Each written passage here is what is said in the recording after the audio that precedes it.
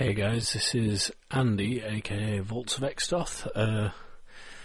I'm leaving a message before this one, even including the before the pop advert, because I edited most of this a while ago. I've just finished it now.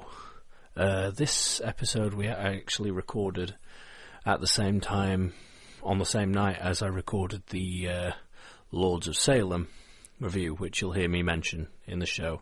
This one was recorded before Christmas, and it's me quite drunk, and I still wanted to talk to someone after I did the Lords of Salem thing, so Gavin joined me. I just thought I'd preface this with the fact that it is an old recording, so that explains us outdatedly referencing Christmas.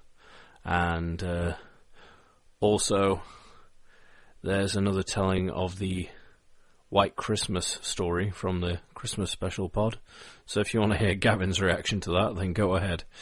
Don't be offended by anything you hear, because, well, that's your own fault, really, isn't it? Right, enjoy the show. Cue the pop advert. The title for tonight's podcast is Kerouac. Just another Tuesday. We are taking over. Happy Tuesday, podcast. Let's fucking do this thing. This place about to blow. Come on, Slavinsky! The Panels on Pages.com podcast network is here to cover all of your pop culture needs. 2 words, nerd boner. From comics to television to movies to wrestling, Fuck wrestling. your favorite PCN hosts will keep you entertained all week long. Boobs, boobs, boobs. Peen, peen, peen. Who put me in charge? He's Gandalf! Subscribe to the podcast on iTunes, look for the Pop Stars on Facebook and Twitter, and be sure to join the forums and become a member of the population.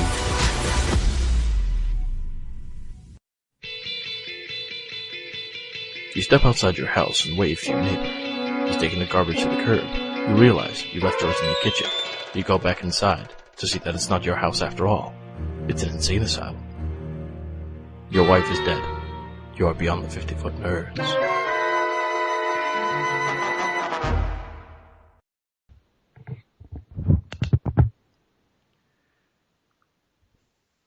That's better. Can you hear me? Yes, can you hear me? Yes. Awesome. Ah, then everything is good to go. Metal! We can talk metal. I'd love to talk metal. I need caught up on metal. I'm behind. No worries. I've just been downloading the Lords of Salem soundtrack to go with this commentary, because you can hear me fine, can't you? I'm Oh yeah, miles. you sound great. Oh, well, that's all right. I was just half a mile away from the microphone. That's all. But fuck, what have I done? Oh, and it's recording too. Awesome. No, I've been because I recorded the Lords of Salem commentary bullshit.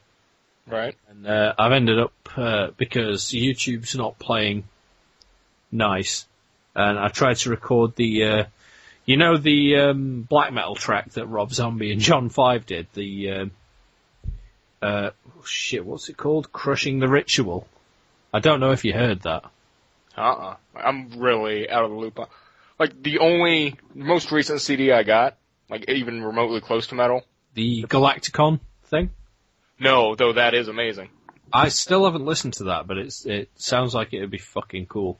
It's great. Brendan Small makes great operas, which is the last thing I got, which was the Metalocalypse opera.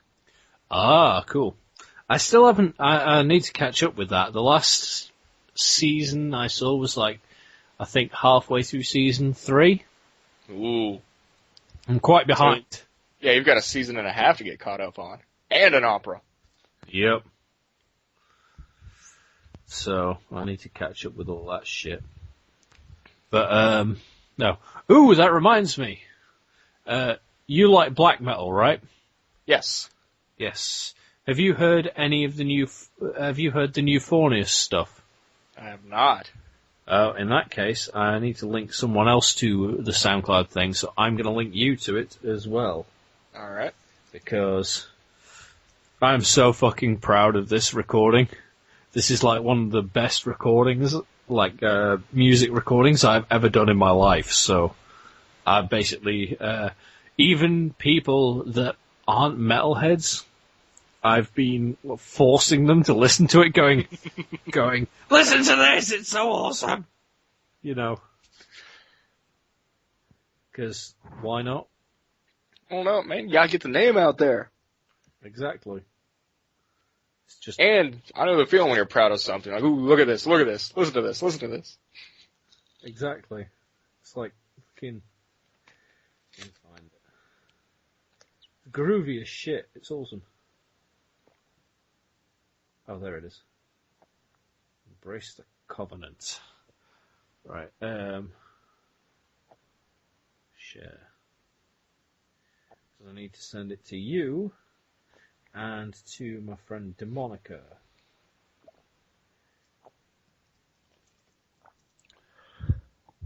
Hold on. Where are you? There you are. Sorry, I am drunk. No, you're fine, man. I'm drinking eggnog right now, so.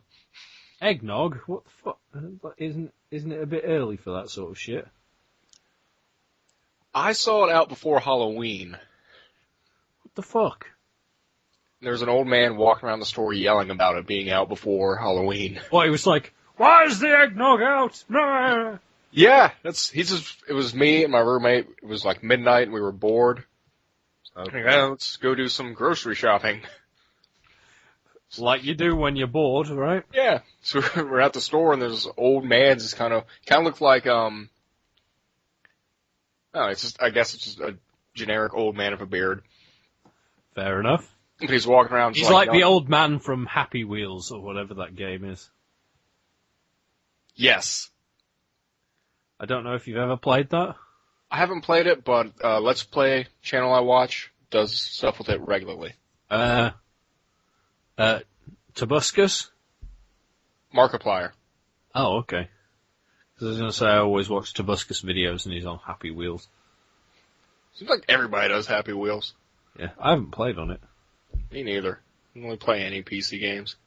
But there was an old man just wandering around, like, complaining about random things.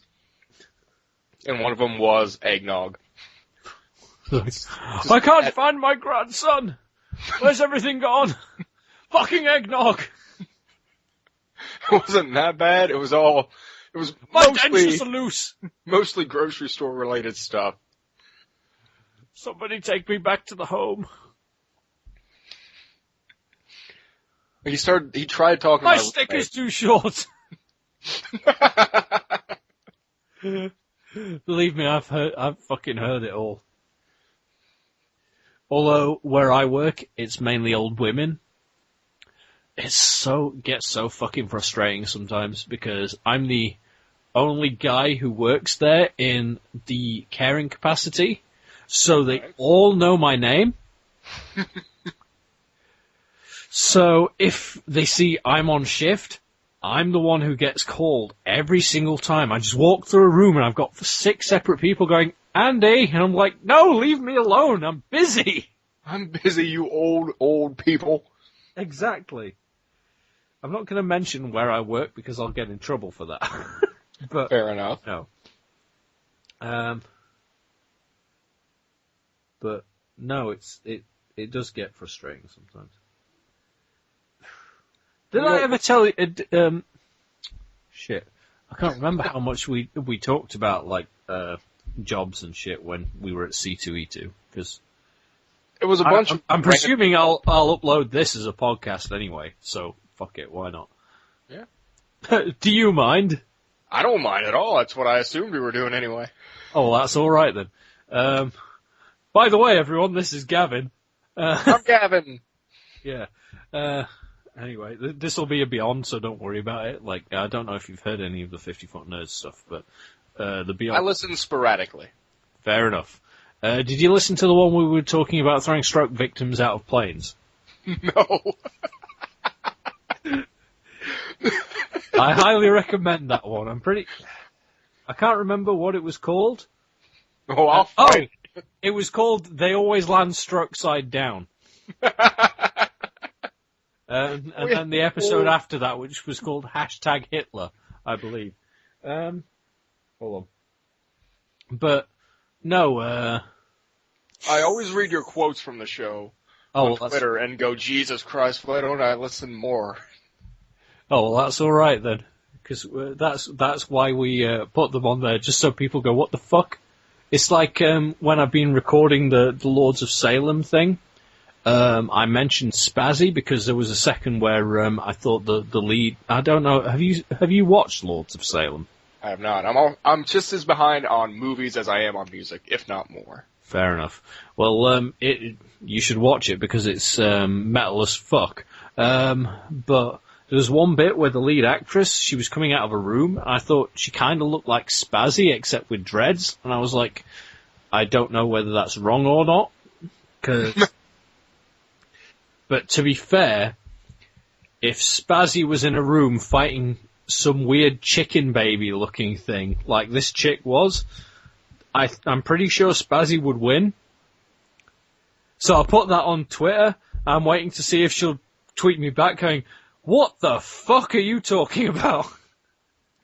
She'll just roll with it. Fair enough. Well, that's alright. I never met the chick, which is annoying, because I was hoping she'd be at that C2E2, because she's the whole reason that I got involved with you lot. Really? Yeah. I didn't realize that. Yeah. You just showed up one day, I'm like, alright, we got a new metalhead around, I like it. Oh, he's British too, neat. Yeah. No, it was because, what was it? I started getting more into comic books or something. It recommended, that comic book girl spelt with the GRRL or whatever. Yes. I've forgotten. So I followed her on Twitter, and then she said, people always get me confused with comics book girl, which is Spazzy. So I started following Spazzy as well, and then she started talking about the Princess cast, so I decided, I'm going to have a listen to this. So I decided to have a listen, and then I started listening to the Superfly podcast and the normal one as well, and then just started fucking calling up and being weird. And then you guys were like, hey, we've got a new British guy. And then since then I've managed to get Mike into it, and for some reason we've managed to make Shiny a serial killer who wears the face of a children's character. A children's show character. Yeah. I haven't heard much about Shiny lately. I'm also way behind on my podcast. I'm just behind on everything lately. To be honest, I'm behind on podcasts. I haven't listened to any except for my own in ages, and the only reason I listen to my own is because I have to edit the fuckers. Right. Well, I listened to one of mine the other day because I was doing laundry. Oh, okay. And PCW. Yes, PCW, Popcast Wrestling. It's just us bitching about wrestling. Fair enough. And that was one thing I meant to do, because I'd listened to the odd episode of PCW. I wanted to get back in touch with what was going on with wrestling. I don't know if we're the best way to go with that. Fair enough. Because this happened, and oh, god damn it. Why? No, I just remember, the last time I watched wrestling semi-regularly, the main players were like The Rock and Kane and Undertaker, and Chris Benoit wasn't a name that people went,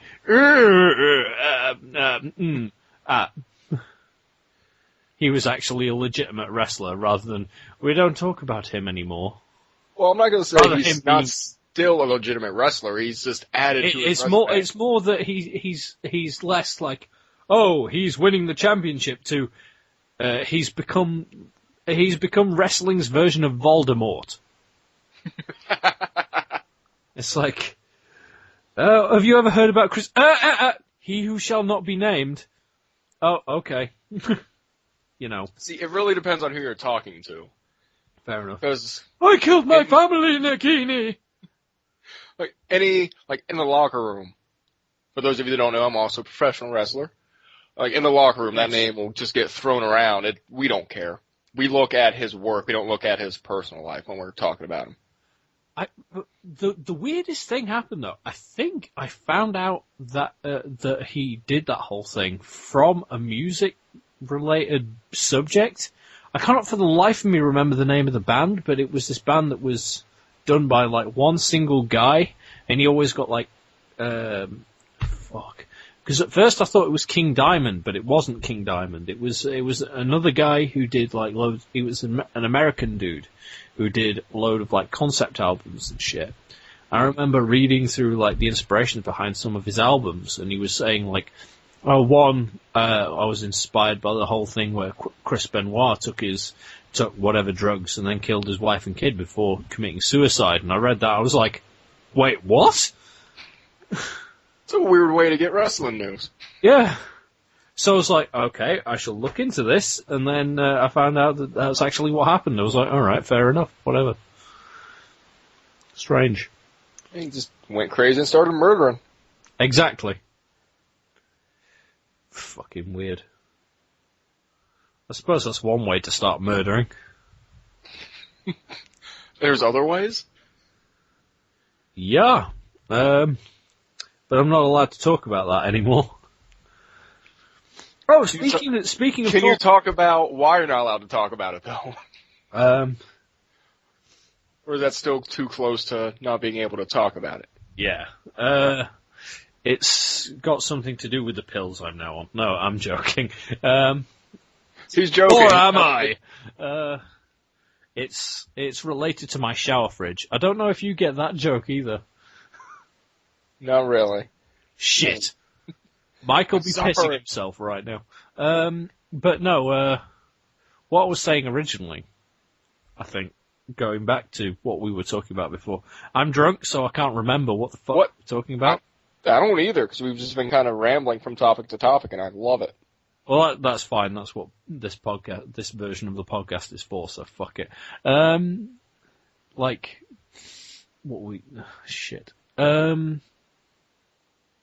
Oh yeah, I wanted to meet Spazzy at C2E2, but yes. the main thing I was going to ask was, at C2E2, did I talk much about my job? I don't believe you did. No. I think it was just very... I know I made a promise that I didn't manage to keep, which was to be the booth Brit for Superfly, for the Superfly booth. I didn't manage to keep that. That task fell to me. Yeah, sorry. I don't know if you can be a more convincing British man than me. I do decent impressions. I don't remember how my British was, though.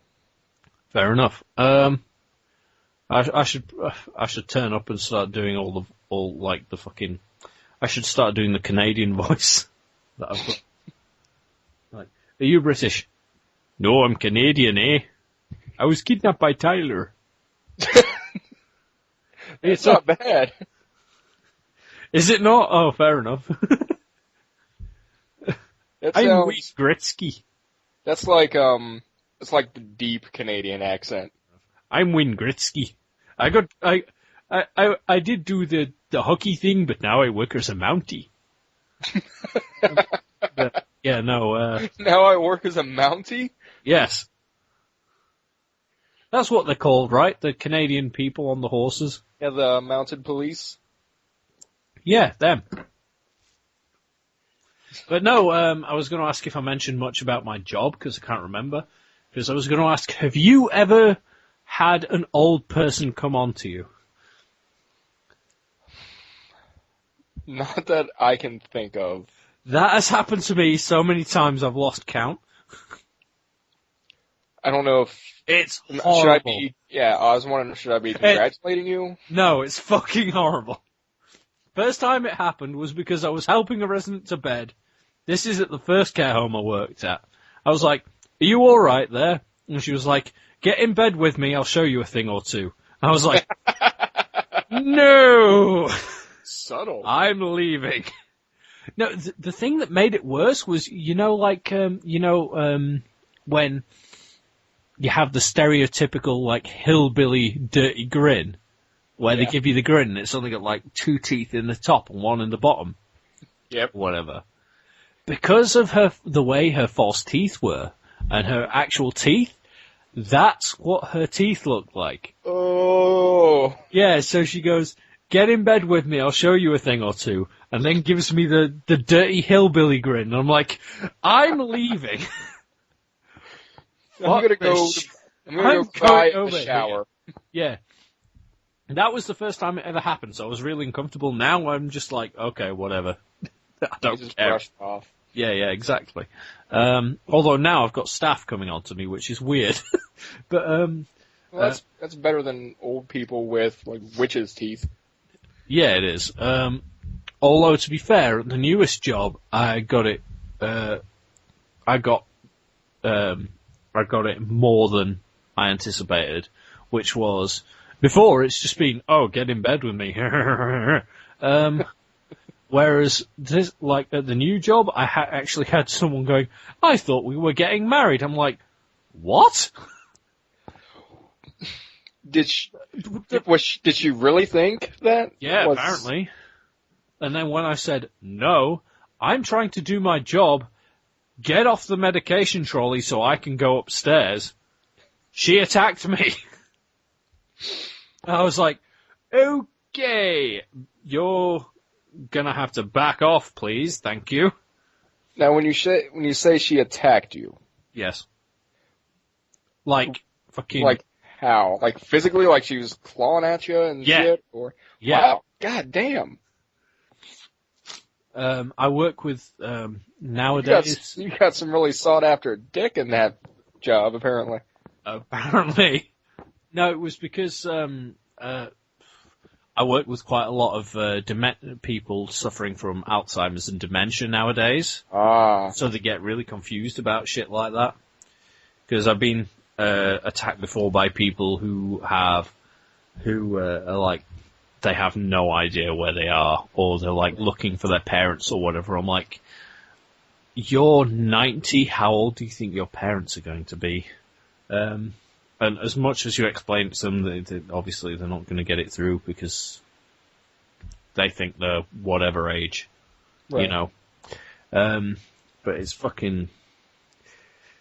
It's weird, but fucking hilarious sometimes. And here we are laughing about it. Yep. And the good thing is, none of you know where I work, so I can't get in trouble for any of this shit. The other good thing is we don't have any remorse for laughing at it, so we're gonna sleep well tonight. Exactly. You're all because you're all Americans. You're like, old British people are funny. So you're just describing a big old Monty Python sketch to us right now, as far as we're concerned. That's totally how I'm gonna tackle it next time someone tries to attack me. I'll be like, do you want some spam? Spam, lovely spam. As you're wrestling them down, these Vikings just come in singing. Yeah. I don't know where to go from there. That was really dark and weird. Oh, we always go dark and weird on this podcast. Like I said, struck side down. But yeah. Fuck. We always go dark on this. It's like, we were talking about what we're doing for future podcasts and shit, so Mike's saying like, oh, did I tell such and such a story on the podcast before? I'm like, no, and he's like, okay, we'll save that for later. So that's the sort of shit that you can look forward to at least one podcast in the future where we tell fucked up stories.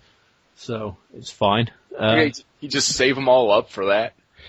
Oh no, I've got plenty of fucked up stories, I'm sure. Here's something interesting, boy. Do you realize they're fucked up? Pardon? Do you realize that the story is fucked up when you're telling it, or do you have to wait for someone to tell you? It depends on the story. It's like, let's see. I'm trying to think. This one, you know what? Fuck it. I'm going to leave names out, but I've told Mike and Paul about this before, and this is a story that we've sort of made I cut out of the main show, but we made reference to, and people, which is why we came up with the whole me and Mike being gay together thing. Right. Which, again, that's fucking going dark with the humour, but whatever. Was the whole, I got with a lass once, Paul and Mike, when I was telling them, I got more specific about who it was and the situation and shit, but for telling you and the audience, I'll just say it was a lass. Fair enough. And it was just like one of those fuck buddy type situations, right? Right. Right. And I don't know if you've ever... This is weird talking about this sort of shit with another guy, but well, I don't know. If it, apparently, according to frat boy mentality, this isn't weird to talk about, but for me it is. I don't know. Apparently, British people are more conservative about this sort of thing. Like, I don't know if you ever use this method, but like when you climax on their face, like you give them a facial, right? Right. Right. Okay. In your experience, what's their reaction? They're like, "Oh, General that reaction? Was yeah." Not really excited about it, Fair enough.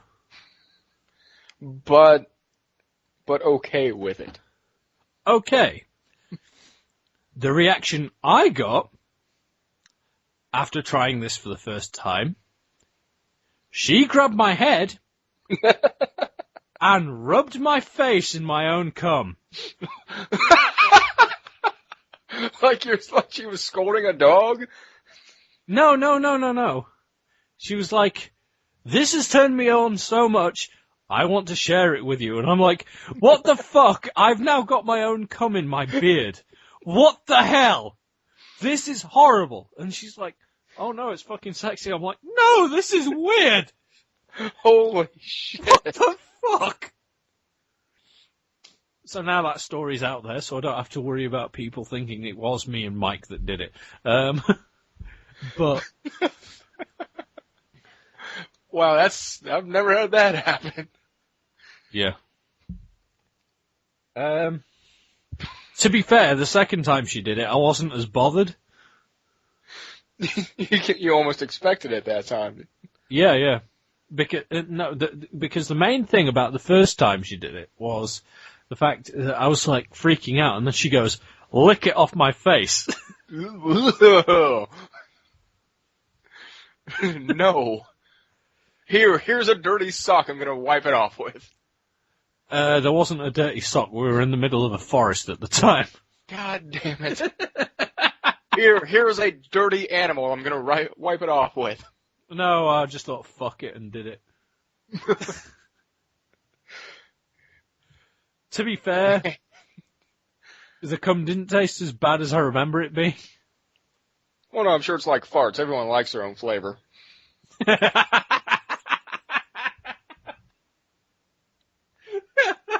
Exactly.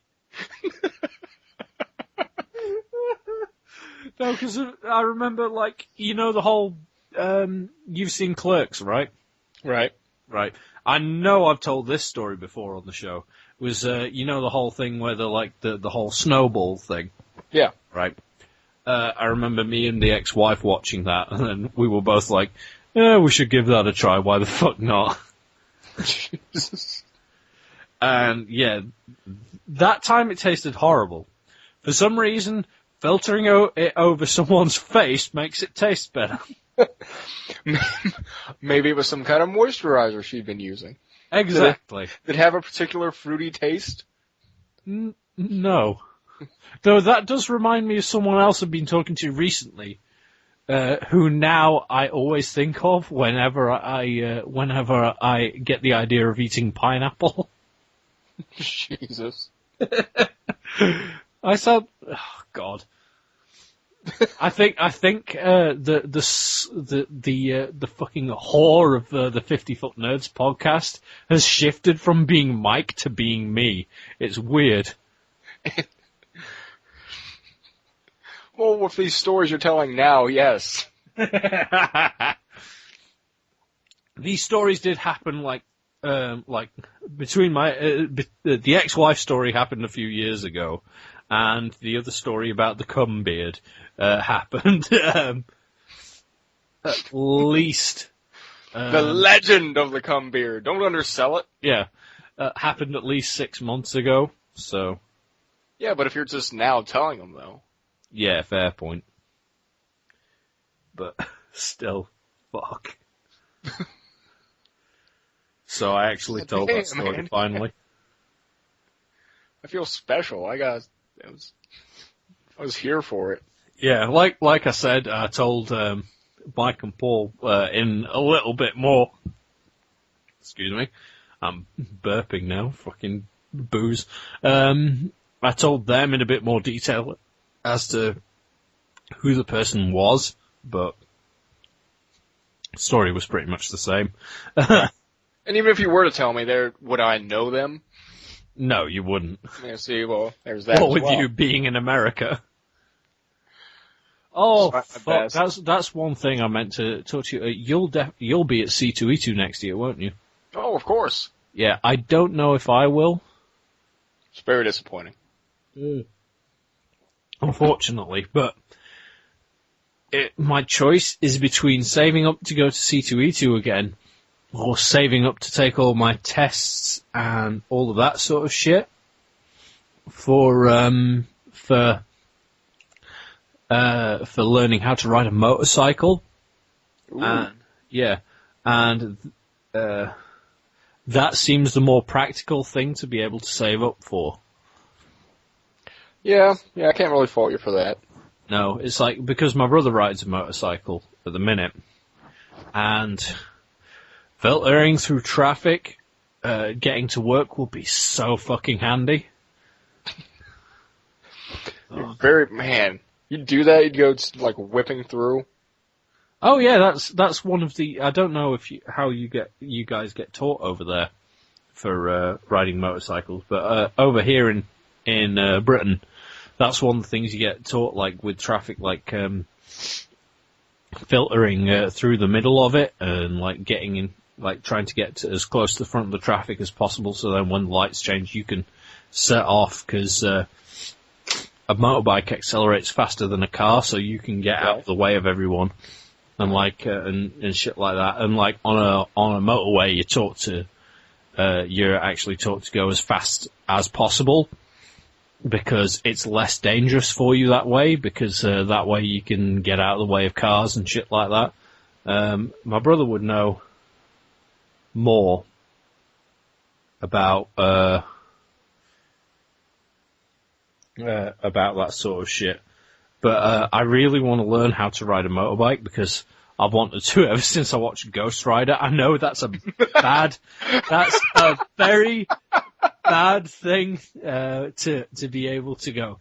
You're saying all things of stuff on this podcast you probably shouldn't be. Well, I know, but to be fair, I've always been a fan of Nicolas Cage movies, so I don't know why, I just have. Yeah, The Weatherman was excellent.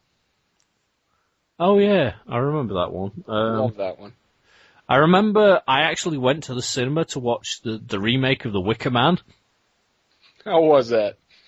It wasn't too bad, although, because I'd never seen the original before I saw the remake. When I came out, I was like, I thought he actually escaped at the end. I didn't realise it just ended with him burning alive, screaming, "The bees!" You know. I didn't think that was where it ended. Just forgot about that one. Yeah, just him, like, burning alive in a Wicker Man. I thought it actually ended, like, fucking, like, he escaped or some shit. I knew like that was always a national movie. Yeah, I know that was always the clip of the Wicker Man that I'd seen, him getting stuck in the Wicker Man and it being set on fire. But I presume there was stuff after that. But no, that's apparently just the finale of the movie. And you know, that makes sense to just see that and assume that there'd be more. yeah.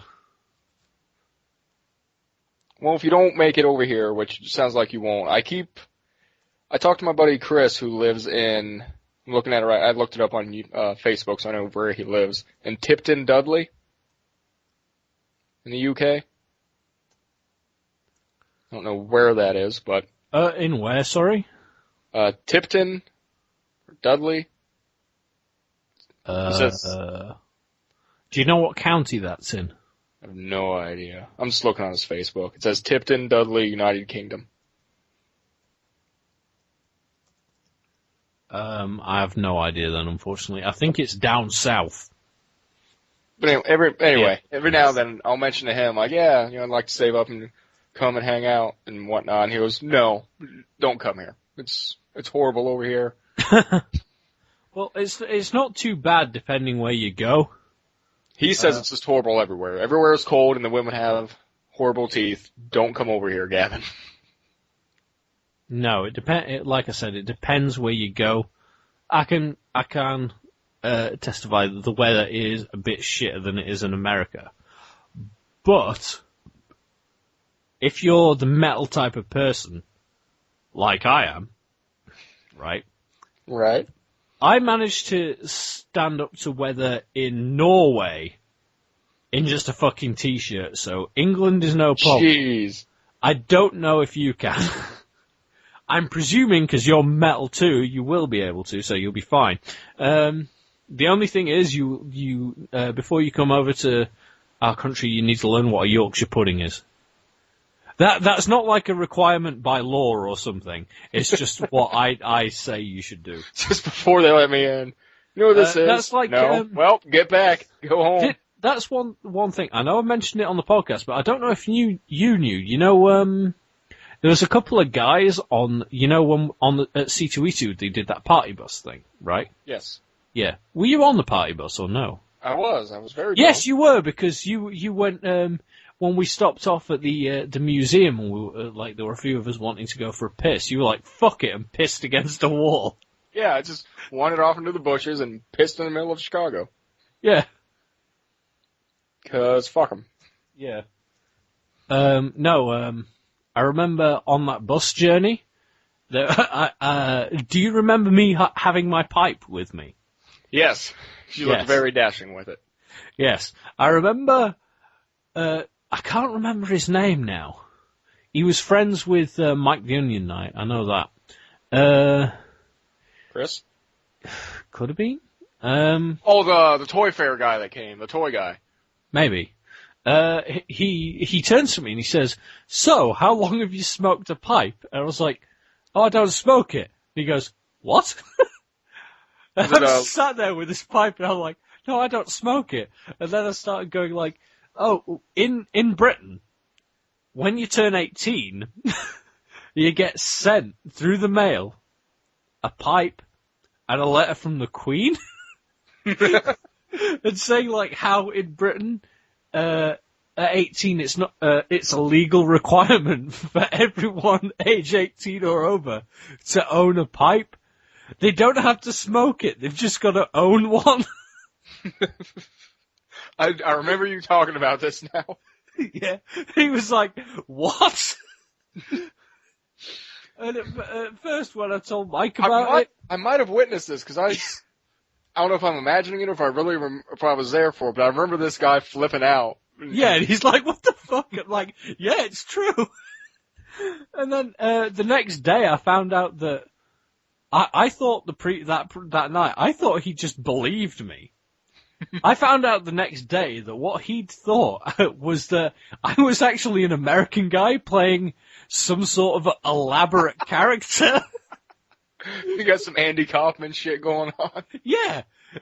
He apparently, he said he didn't realise I was British until he turned to someone else and would go, cause he heard me the next morning doing the British accent. Yeah, I remember this now. He turned to someone saying, wow, that guy's really committed to his character, and the guy's like, no, he's actually from England. He told me this the next day, I'm like, what? Okay, now we're even. I apparently broke your brain and you've just broken mine. That's like fucking at C2E2 when everyone was saying, oh, you should have a British off with the guy at fucking Oh, what was it? The night guy at fucking what was it? It's like some sort of fucking restaurant or something. It was the shit. Was it the hotel bar, maybe? No, it wasn't a hotel bar. It was an actual stall in the C2E2 place for promoting some sort of restaurant where they do. It was in the Cable Guy. You know where they on one of them medieval times. Yes, style Medieval Times Guy. Everyone's like, "Oh, you should have a British off with Medieval Times Guy." I went and I says to him, "Apparently, I should have a British off with you." How British are you? And he goes, "I'm Egyptian." I went. He goes, "I'm originally from Egypt," and I'm like, "Well, I actually come from England." He's like, "Then you win." And I'm like, "Wow, that was easy." Just wipe the dust off your hands and you're done. Yeah, that was pretty much it. I also remember that was the day I was also cosplaying as Chester A. Bum from That Guy with the Glasses. So I was running around, running up to random people screaming, "You got change!" So I remember I was very hungover that day. Yeah. It's That just, was the day you got the Mega Man tattoo, wasn't it? No, I got that the very first day. I don't think that's was when it? was. Yeah. Like Friday, like as soon as we opened Yeah, because Friday, I was went asking you about it because I was going to get the Lord of the Rings tattoo there, the Lord of the Rings, the fucking Hobbit tattoo with the where I was going to get the Lonely Mountain and Smog over the top of it. Right. And because I was debating getting that while I was there, and you were like, "Well, you should probably fucking." I don't think they're taking any more people today. I don't know. I think they're booked up the whole weekend. And I was like, shit, fuck it, never mind. I still haven't got that tattoo. I need to. I haven't got anything since my Mega Buster tattoo, and I want more stuff. Oh yeah, I totally I've got ideas for all sorts of fucking tattoos. Yeah. I mean, I've got that one, which I also need to find somewhere that does. You can get the tattoos in in the ink that only shows up under ultraviolet light. Right. Yeah. Yeah, I want to get that because, I want to get the Lonely Mountain with Smog over the top of it. And you've watched The Hobbit, right? You see. Actually, I'm not real big on fantasy type stuff. Like, the extent of my fantasy stuff is playing Skyrim. Oh. Other than that, I expected you to be more into it. No, I'm like super sci-fi, dude. If it ain't got robots and lasers, I'm not really gonna worry about it too much. Oh, fair enough. No, it was, most of the stuff I fucking listen to, I fucking read and do at the minute is sci-fi. But the one fantasy thing I always go back to is like Lord of the Rings and The Hobbit. Right. It's like that's why I own a replica of the One Ring that I'm currently wearing. But like in The Hobbit, Thorin's map that has the Lonely Mountain and Smog on it. It has these moon runes, which in the book and the film, they only appear under a certain under moonlight, and depending on how complex you do it, the more complex you do it, it'll only appear like under the moon in a certain shape, or the moon in a certain shape at a certain season and shit like that. I like the sound of all that. Yeah. So what I was going to do was get the fucking mountain. Shit, hold on. Sorry. I was going to get the Lonely Mountain and Smog tattooed as normal ink, and then underneath in ultraviolet, I was going to get the moon runes. So then they'd only show up under ultraviolet light, because I thought that'd be really cool. It would be. I'm not saying this to discourage you, but how often are you under black lights? Not often. But that's the point. Because then I'll go into a club where they have ultraviolet lights, and then all of a sudden this new part of my tattoo will show up, and everyone will be like, "The fuck?" Or I'll be like, "Oh, it's a certain season. Let me get my UV light." You know. You just have one handy in your pocket. Exactly. To be fair, oh shit, I can't add. To be fair, it's like that's one of the reasons why I want to get the collector's edition or the special big box limited edition of Grand Theft Auto 5. I don't know if you've played that yet. I have not. No, it looks fucking fun. I've discussed with a few different people that I keep getting compared to Trevor, who's apparently just a sociopath. Yeah, no, I don't think you're as bad as him, to be honest. Because you played GTA 4, right? I got my PlayStation like shortly before God of War came out. Oh, okay. So I played GTA 4 for like a month, then God of War came out. And I'm like, oh, well, goodbye Grand Theft Auto. Yeah, I haven't finished GTA 4, to be honest. I got GTA 4, got about halfway through it, and then the Lost and the Damned download DLC came out. I was playing that for a bit as Johnny, and then I just like sort of drifted off that because then I got Space Marine, and then I moved and I've not really played much Xbox apart from like Burnout Paradise and Skylanders Giants, both of which are my son's games. So I've not played much like Grand Theft Auto and shit. But Grand Theft Auto 5, I've seen a load of Let's Plays, and it looks really fucking fun. But it's like, shit.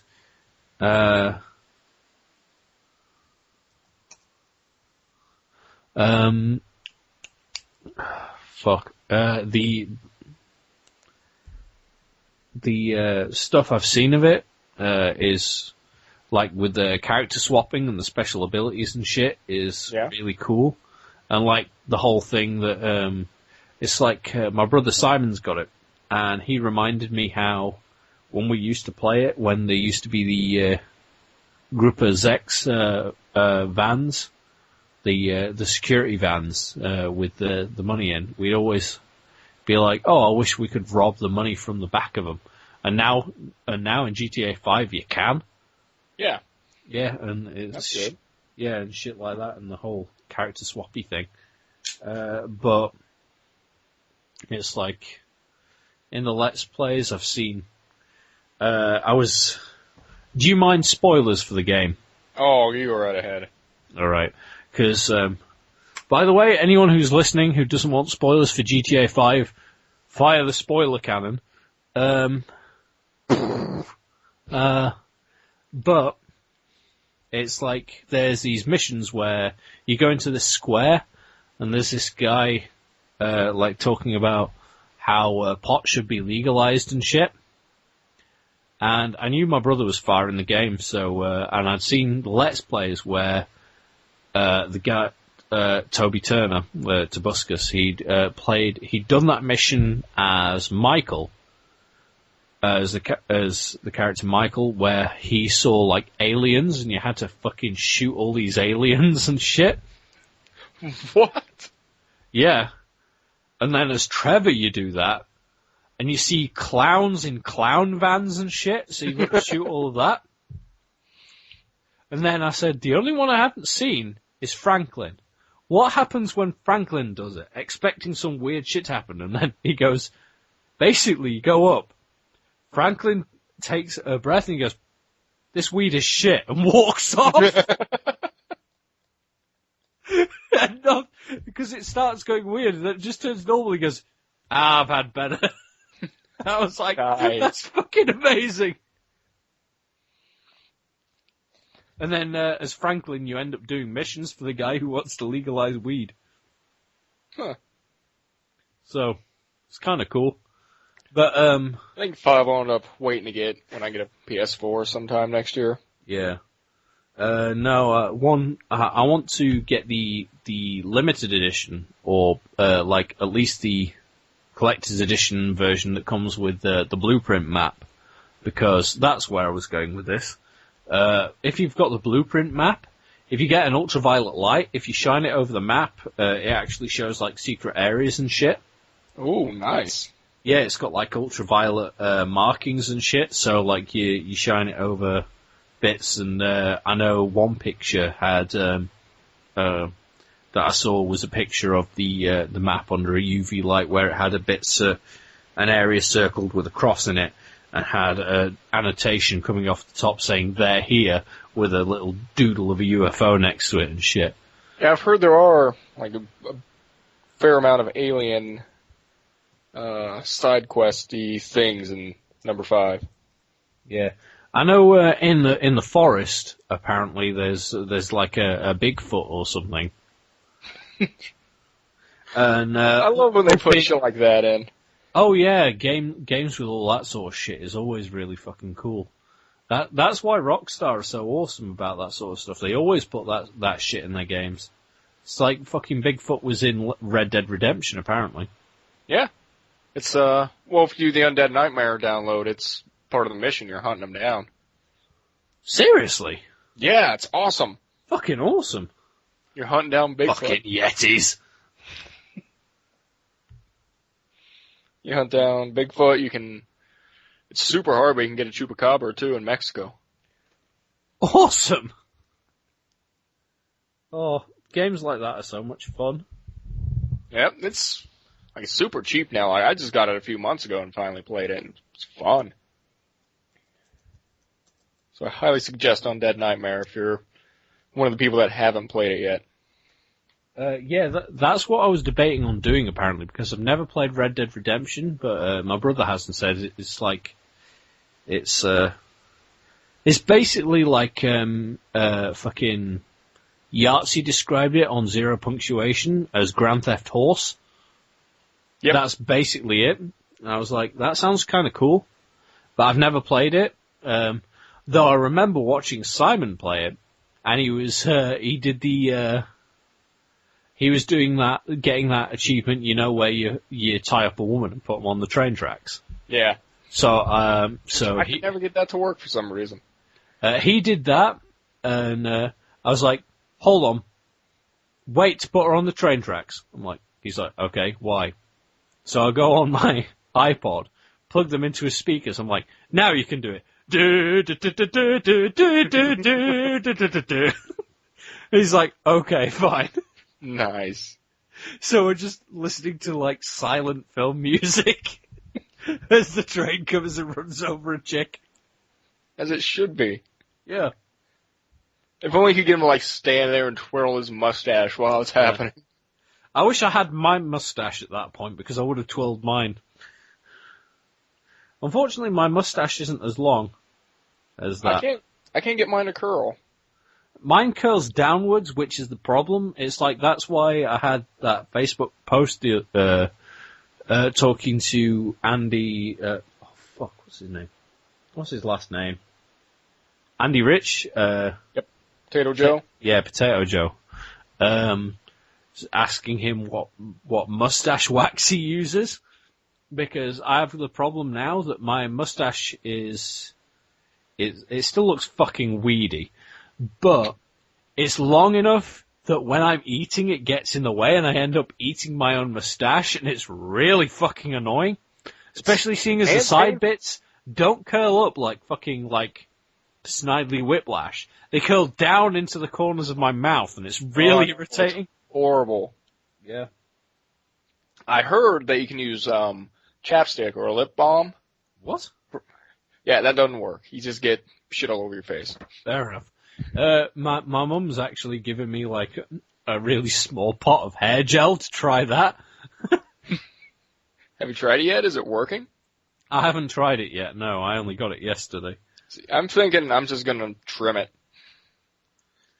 Fair enough. Start trimming my mustache. I actually trimmed my beard into shape today.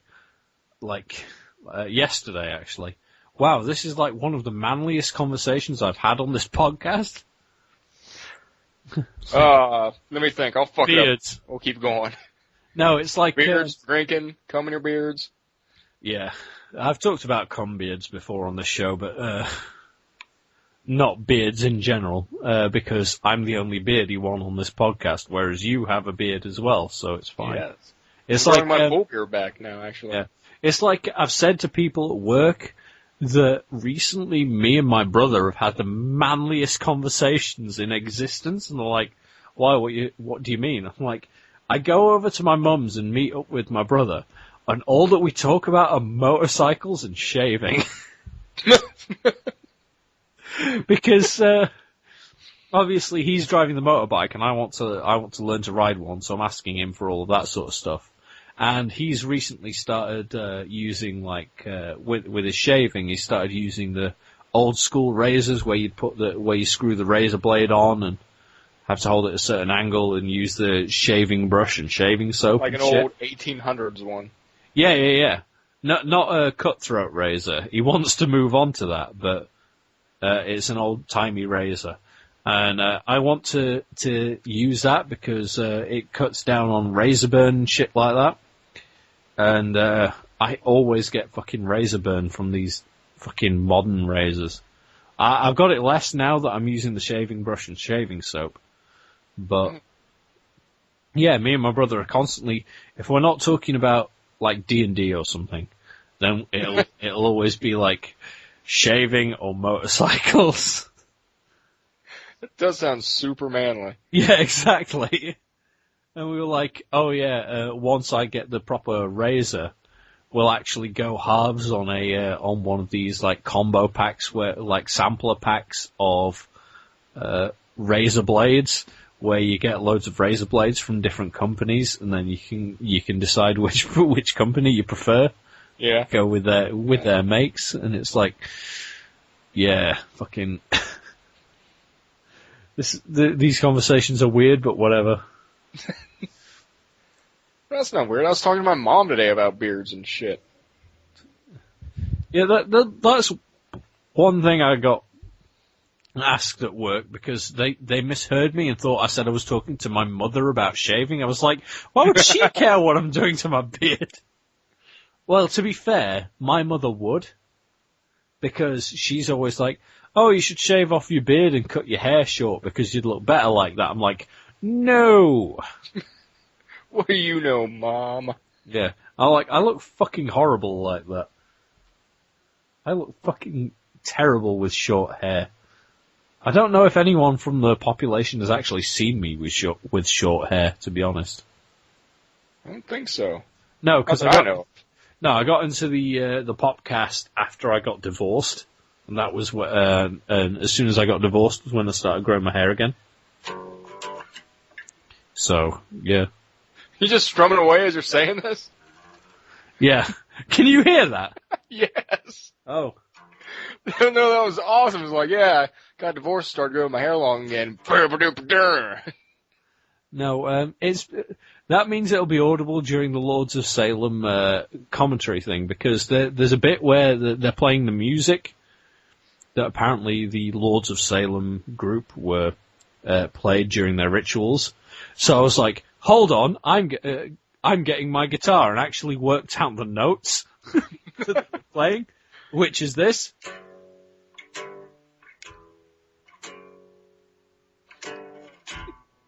So I said if I was sober, I would have recorded like a metal cover of that Lords of Salem song to go with the podcast, but I'm drunk, so I can't. Can't or won't? I don't want to chance it sounding shit. So what I'll do is I'll wait until I'm sober, and then I'll record it, and then just put it on SoundCloud or some shit. Or as a free download on Bandcamp or whatever, because it'd be fun. Because my only criticism was that it's in standard tuning. Alright. And my guitar is in straight D. Just drop it way down there. Yeah. Well, it's only a step down. It's not like my other guitar, which my other 6-string. This is my Flying V I've been playing. My Warlock currently is tuned to, I think the lowest string, if I remember correctly, is either A sharp or A flat, like on a like Korn style 7-string. But then the rest of the strings are tuned in tritones. Except for the last 2 strings that are tuned half a step apart, which, to anyone who isn't a musician, that sounds like utter gobbledygook. You lost me partway through that, but I love the sound of it. Talking to musicians, they'd be like, what the fuck are you doing? It's basically because a tritone is called the devil's interval, which is that... Hold on. Just play it, man. Come on. Yeah. A tritone is like the difference between that and that. Alright. So I basically tune the guitar so like each string, instead of it being like tuned to the 5th like that, it's tuned to the 6th. And when you're playing chords like that, it basically sounds like this. And it sounds satanic as fuck. I don't know if it sounds satanic. That does. Yeah. Which reminds me, when we're done, I will upload some more Fornius stuff to SoundCloud and let you have a listen before anyone else does, because... Awesome. Yeah. I'll start uploading it now. Because, I've been looking for people I can share this stuff with, and I barely have anyone I can let listen to this stuff, so I'm happy to finally have people I can go, listen to this stuff, it's awesome! Do you know the band Balsagoth? No. No, you need to listen to them, or wait and or find out about Cull. They're sort of like the new project that most of the guys from Balsagoth are doing. With they've got a new vocalist who Tarkan, who is he normally plays guitars for an unsigned death metal group called Discafia in the UK. Which, funnily enough, my mate Scott, who does drums for Fornius, he drums in Discafia as well. So they've got together and made. So Tarkan is doing vocals for a new version of Balsagoth called Cull, and it sounds really fucking awesome. So you should listen to that. If you can find it. I think they've got clips on YouTube. I'll try and find it. If not, then just listen to Balsagoth, and it's the same sort of instrumentals but different vocals. Right. But it's really fucking cool. But yeah, Balsagoth. They have their own studio, Wayland's Forge. That's where we recorded all the Fornius stuff. And I saw you mention that. Yeah. And, one of our future releases actually has a guest keyboard part by, Johnny, the keyboardist of Balsagoth. So, we've actually got a, guest keyboard part from a guy from a band that's signed to Nuclear Blast Records. So that's pretty fucking cool. That's anyone who knows metal knows that that's a big deal.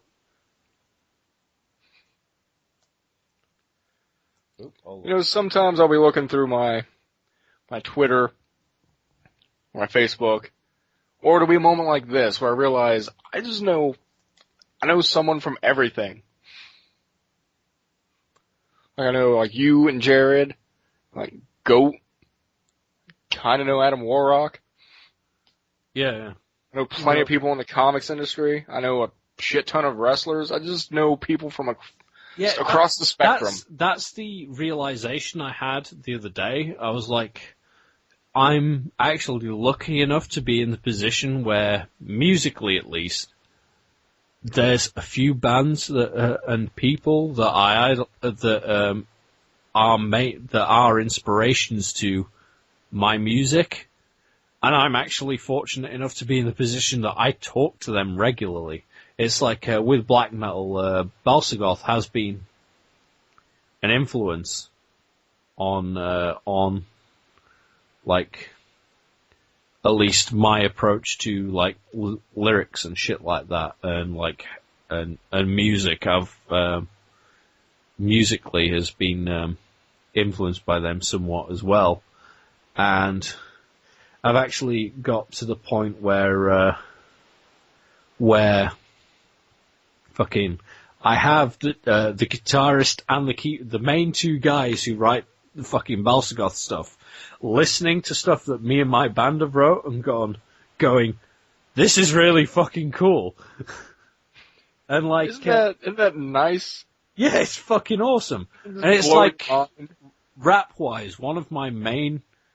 I mean, Jared would probably fucking hate me for saying this, but like, he is one of my main like rap influences as well. Because I mean, I listened to his Illuminati album, and it probably helps that I'm drunk saying this, but whatever. Like, I listened to Illuminati, and I'm like, that is the hip hop album I wish I could fucking make. Because if anyone who's listening... He'd call you a goddamn idiot for saying that. I know he would, but... You are a fool! I know, but anyone who's listening to this, go to jfx316.bandcamp.com and then tell me I'm wrong. He puts out good stuff. He made my music for wrestling. He made the instrumental for fucking... Oh, what was it called? The Leroy song. Oh yeah, he helped me. What was that called again? Be a Man, Leroy. Yes, that was it. I was on holiday at fucking Centre Parks, and I actually said that, and people were like, what? I'm like, never mind. I actually said to someone, be a man, Leroy, and they were like, who's Leroy? I'm like, never mind.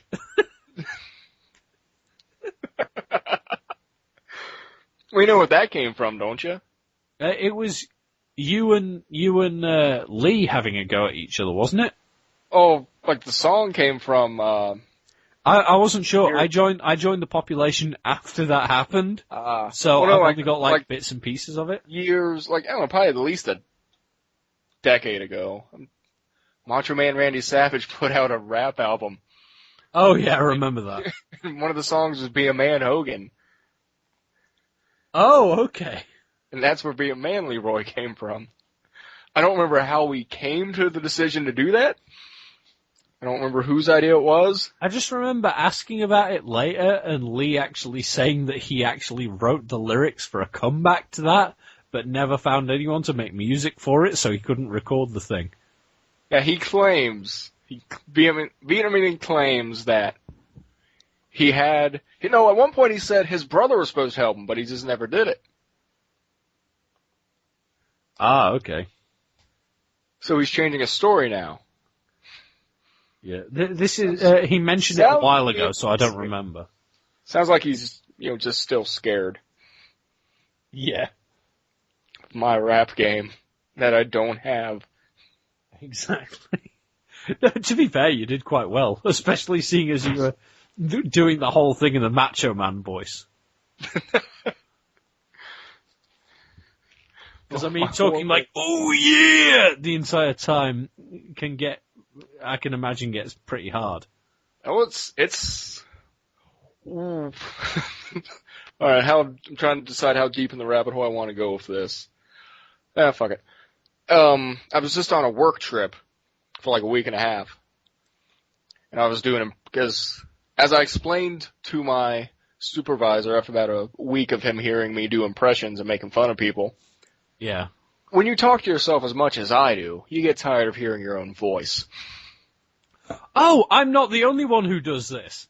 Oh, no, not at all. No, because do you get? I don't know if it's a common saying over in America, but I know in England at least, I've been at work, I've been talking to myself, and I've been saying something, and they're like, "Are you talking to yourself?" I'm like, "Yeah," and they're like, "Oh, that's all right. You know it's bad though when you start answering yourself." Yes, that's the saying over here too. Yeah. But I've got to the point where I'm like, yeah, I'm kind of past that, because not only am I answering myself, I'm answering myself in the voices of different characters. Yes. They're like, what? I'm like, yeah, I've actually had an argument with myself where I was one half of the argument and the other half of the argument was me as Sean Connery. I have two questions that I ask myself sometimes regarding this. I'm going to ask you as well. Okay. One, do you ever worry this is like a very early stage of schizophrenia? No, I just figure it's me being bored out of my mind and just trying to entertain myself, because that's usually what it ends up as. Because it usually starts with me getting frustrated, so I'm trying to make make myself laugh out of the frustrating situation. That's what I find anyway. So it's like, All right. oh, I'm fucking frustrated. What the fuck are you doing, man? I'm trying to do this. Yes. What the fuck? It's like, it's not like I'm going to the Rock. The Rock, what do you want to go there for? You know. And I've forgotten what the second question is. Oh, sorry. So, that must not have been good. I would have remembered it. But then it's like, fucking, I'm pretty... It's like, I said to someone at work that I could do these impressions. So like, I was like, I can do a good impression of Bane from Batman. They're like, okay, go on then. And I was like, what do you, no one knew who I was before I put on the mask. And they were like, ooh, okay. It's like me and my sister the other day, we were talking about, cause she was saying cause she's doing proper drama and she wants to learn how to be able to do the actress thing, like be a proper actress. And she was saying about how she'd love to do voice acting, but she can't like lock on to different accents and stuff. And I was like, the easiest way to do it, I find, at least for me doing the podcast, is think of a phrase that they always say, that character always says. Right. And then go with that. It's like, when we're recording the podcast, to get to the Voldemort voice, you just go, Nagini! Oh, yes, sorry. Welcome back, everyone. Apparently, my Skype cut out and Gavin's computer decided to fucking update itself for some stupid reason. So, luckily, it was about that same time, though. So, yeah, so that's all right. My signal is still. Oh no! Apparently, I've got full signal now. Damn Skype, making me a liar. Skype does that to people. Yeah. I also stopped uploading that Fornius track for you to listen to, so after we finish recording, I'll upload it and send it you via Facebook or some shit. Yeah, we're talking about voices. So Yes. yeah, when have you answered yourself in a different voice then? And what voice was it usually been? Has it usually been Macho Man Randy Savage? It's like. It's whatever is like the flavor of the month for me as far as voices go at the time. Like lately it's been horribly old man and wrestling legend Terry Funk. Okay, what does he sound like? He's just this nice sweet old man, but he was known in Japan for having such violent matches, and people don't realize he's 742 years old. He's been drunk for most of it. Oh boy, that's almost as old as me, Stan Lee! Stan, I don't know why you're always screaming so much. And I can hear you Because just... I enjoy life, Excelsior! If you Stan- look really hard in the background, of the Land Before Time movies. I was in those. I remember we kept telling you to move. I tried my best to shoot around you. I was a cameraman on that show, but... Oh, yeah, I remember. That was a fun show. That's right. Most people don't know me and Stan Lee caused the extinction of the dinosaurs. That we did. Excelsior! Boy, I love to rape.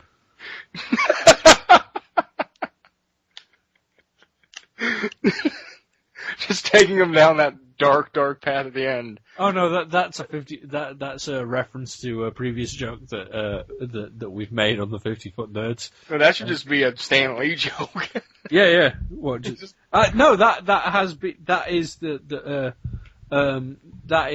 it on the 50-Foot Nerds. We have joked about Stan Lee just being like, "Boy, I love to rape." I don't remember why, but for some reason he's like a rapist that has lived longer than time. It's like, when the universe began, Stan Lee was already 75 years old. That's what I do with Terry Funk. You can just put him in any time period and do horrible things. Yeah, exactly.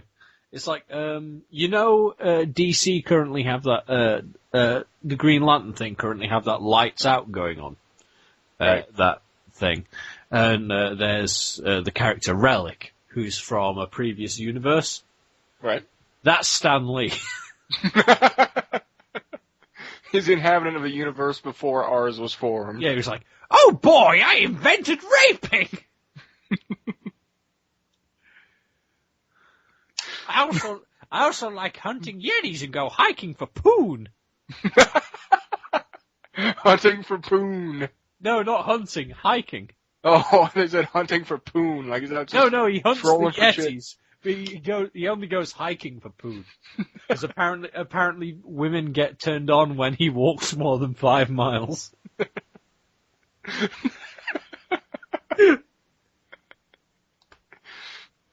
Oh, dude! Because I've got you on, we can finally explain what the shit that thing was that remember when me and you went, Debray went to get a fucking chicken, and me and you started talking about the whole thing about the artist for All-Star Western being the black metal guy who turns up at the DC offices in a puff of smoke, hands his stuff in, and leaves a burning cross on the front lawn. Because I tried to explain that to Mike, and it made no sense whatsoever.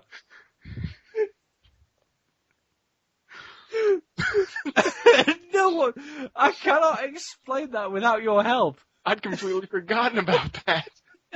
That's one of my prevalent memories of C2E2 is me and you talking about fucking Moritat, that was his name, just turning up at the DC. It's like, why does he keep doing that? And for some reason he'd got a normal crucifix with an inverted crucifix on the top, so it just looked like a massive line with an equal sign through it, just burning on the DC offices. Because he's got the most metal name in all of comics. Yeah, that was it. It was the most black metal name in comics, period. Yeah, that was it. Joe Thompson's got shit on it. There's no other comics artists or anything that just go by a single pseudonym or whatever the fuck. Yeah. We were just like, he just turns up in a cape and corpse paint, stares at them, hands his artwork in, and it just disappears. They don't call him for a deadline, he just turns up, gives in pages and leaves. Like, well, he's a great artist, we don't want to fire him, and we're scared of him. Yeah. Why does he always leave that burning cross in our car park? I remember us discussing this while we were waiting for fucking root beers and chicken. Everyone in we're stood there talking about this guy burning crosses in the DC Comics car park, and people in the restaurant just occasionally glancing at us, going, "The fuck?" Yeah, fuck them. That was a good lengthy conversation about it too. Yeah, it was. Because Debra had already fucked off somewhere with his chicken. Cause he got his chicken right away, and me and you had to wait forever. Yeah. Oh, that was fucking fun. So apart from the fact that when I first got there, I was texting you going, "I'm outside where the smoking area is, where the river is," and you're like, "What the fuck are you talking about?" It turned out I'd gone to the wrong fucking Hyatt. Well, he didn't say anything about the river until about an hour later, because I'm walking around outside the Hyatt just yelling your name. Oh, okay. Because I couldn't find you anywhere. So and then it turned out I was in the wrong fucking Hyatt. Yeah. Because you were like, "Are you sure you're not at the wrong Hyatt?" I'm like, "There's more than one?" Which is a fucking rookie tourist mistake, I suppose. Because I told this to Justin later, and he goes, "Hyatt is the name of a chain of hotels?" And I'm like, "Oh, I thought it was the name of the area the hotel was in." That's an honest mistake. So then I had to get onto some weird fucking train that goes underneath the Hyatt lobby thing, where the C2E2 actually was, and get off there and meet you guys in the bit where all the fucking fountains and shit were.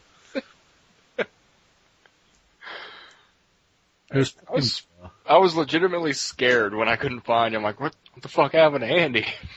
Be here. I was like, no, it was because, like, I rang you, and I was like, I was at the smoking bit next to the river, and you're like, "What river?" I was like, "What do you mean, what river?" No, out front there's just a street, man. There ain't no river. Yeah. And the problem was that because I'd made this mistake, I'd apparently made this mistake before I even went over to America, because one of my American friends from somewhere else went, "Okay, I'll send a package for you to your hotel, and you can pick it up in the mailroom."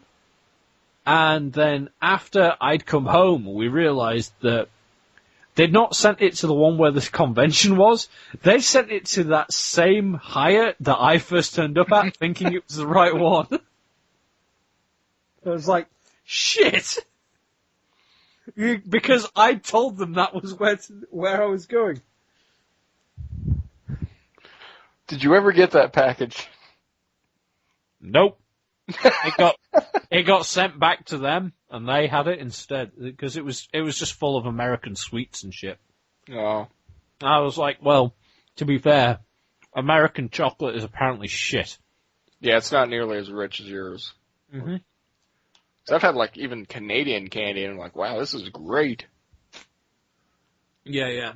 I've heard loads of people say that. Like, everyone in America goes crazy for Hershey's, but it gets sent over here and everyone's like, fucking shit, because it has nowhere near as much sugar in it. Yeah, much sweeter. I'm not really big on chocolate. With Skittles, I'll eat the shit out of some Skittles. Nice. Skittles are a staple in my diet. Skittles are awesome. My ex-wife used to be crazy for Skittles. Do you have Starburst? Yes. Yes. Do you remember what they used to be called? No, they've always been Starburst as far as I know. Hold on. To Google. I've never even heard of them being called anything else. What have I called it? Oh, Starburst. That's not right. Starburst. Opal Fruits. That's what they used to be called. What? Opal Fruits. How old are you? 28. Oh, you are older than me. Fair enough. By 2 years. I win? And was introduced by Mars in the UK, that's why. I'm presuming overseas it's always been called Starburst, but it's only in the UK it's been called Opal Fruits. Ah. Because the brand name Opal Fruits was phased out in 1998 in the UK. Yeah, there we go. In order to standardise the product in a globalised marketplace. So it's always been called Starburst. So it's always been called Starburst everywhere but the UK. Opal Fruits were introduced in the United States in 1967 as Starburst, that's why. So you've always called them Starburst, but I used to know them as Opal Fruits. Back when I was a wee lad. But it's like, oh, fucking weird. It's like you guys fucking Lay's crisps or whatever, chips. Sorry, fucking. You can call them chips. I'm used to that. Crisps, you mean? Whatever. Mm-hmm. Get off my back. You took my language. I'm allowed to correct you. But fair enough. no, you call them Lays, right? Well, that's just like their brand name. Mm-hmm. In England, they're called Walkers. Really? Walkers crisps.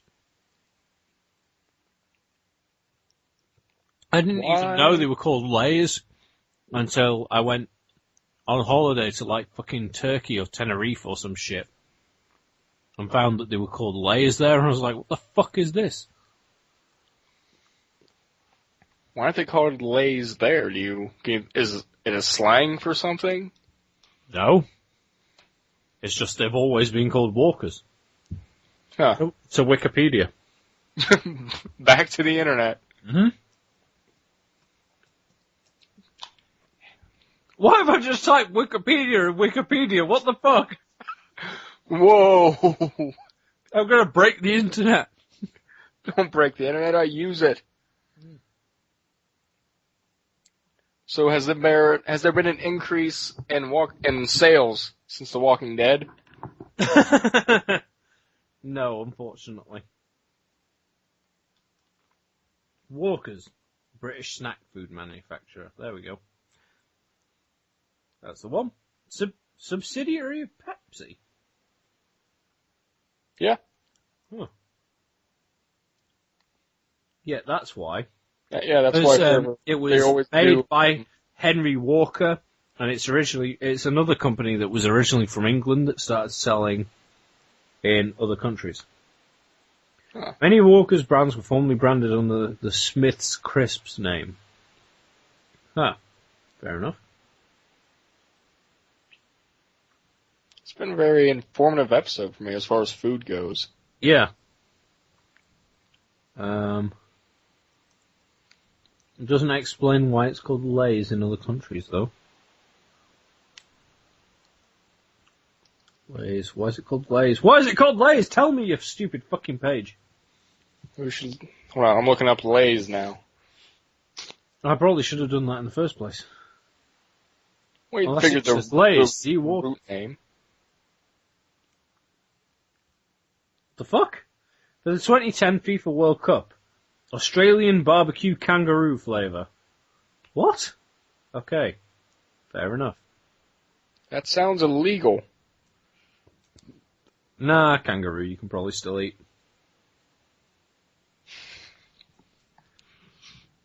I've eaten worse. Are you sure? Yep. Have you ever tried ostrich? Ostrich burgers are fucking amazing. Yeah, it tastes like sausage. At least I think so. I remember going to... Because I remember talking about this on the 50 Foot Nerds podcast before, because I said to Mike, you'll never believe how much they cost. Because I'd been trying to get in with a whole joke about, like, I'd do this elaborate setup and then the person looked me right in the eye and said, need about $350.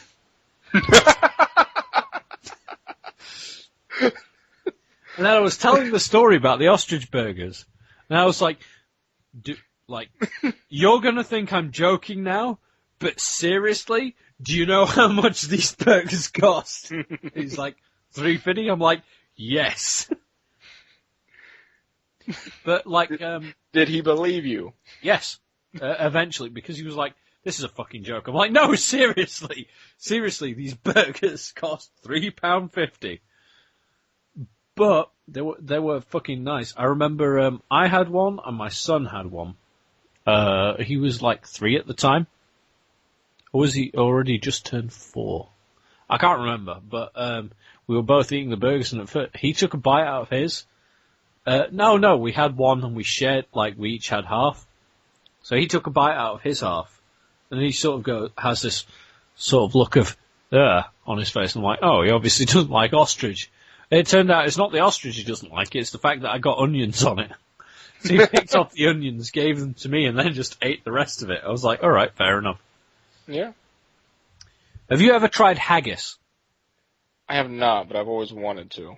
Haggis is fucking amazing. Everyone thinks I'm insane for that, but no. sounds like Shiny, you know what I'm talking about. It sounds like it's right up my alley. Yeah, haggis is really nice. The only problem is, if you eat too much of it, it makes you, it fills you up really quickly. I find, but I do like haggis. That's why at work I was trying to get them, because they were talking about, we've got a new activities coordinator called Bluebell, who's she's pretty awesome, and she was saying, every month we're supposed to have this like a big event type thing that we can invite the press to or whatever if need be. I was like, okay, and then I suggested talk like a pirate day, and she was like, well, when's that? Because we might be able to actually do that. I'm like, oh, cool, I'll find out. It's in September, so she was like, oh, that's too far away. I'm like, I know, unfortunately. But what's the name of that Scottish one where everyone has haggis?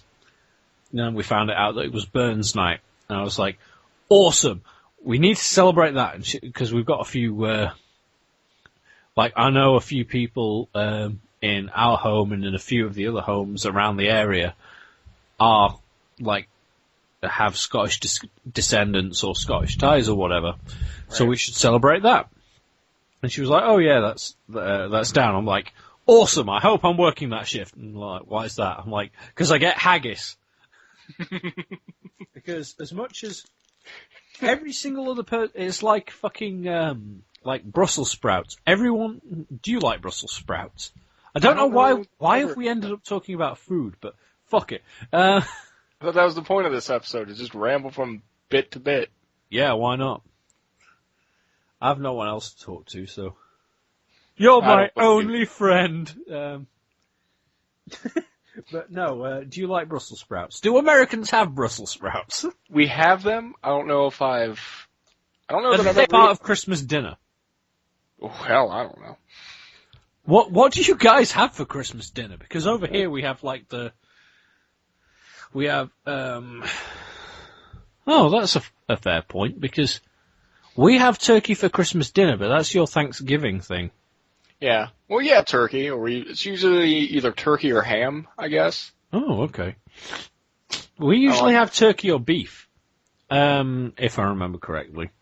But we always have, loads of, roast vegetables, roast potatoes, mashed potato, excuse my my Yorkshire pronunciation of these words because I'm missing out T's. If you won't have noticed, Kerouac pointed that out when I was guest hosting on the main podcast once. Yeah, but fuck Kerouac. Yeah. That's one thing I want to ask Tito, is whether he got annoyed with me, because I noticed that all of you guys went talking to him really fast, we'll call him Tito, whereas I call him Tito. I'm sure he doesn't mind. I'm sure he doesn't mind, but I wondered if he noticed the difference, is my point. But he was probably too busy, because I know when he was drunk he was going, I like your accent. If you keep talking to me like that, I'll suck. You'll end up with my cock in your mouth. I was like, okay, leave me alone. Because I remember that was so drunk. Yeah, that was the night with the party bus. Because I know the next night it was the dress smart thing, and fucking Mike Champion was saying to me, "Oh, I could melt at your voice." I'm like, funnily enough, that's not the first man I've had come on to me this trip. And they're like, why? What's that? And I'm like, Tito said he'd stick his cock in my mouth. And Mike was like, okay, I don't think I'm going to go that far. Tito was very, very drunk, be fair. Yes, he was. Because I remember on the recap, on the recap podcast, I mentioned that he was throwing up into a free comic book day bag, which apparently no one else noticed apart from me and Jose, whose fault it was.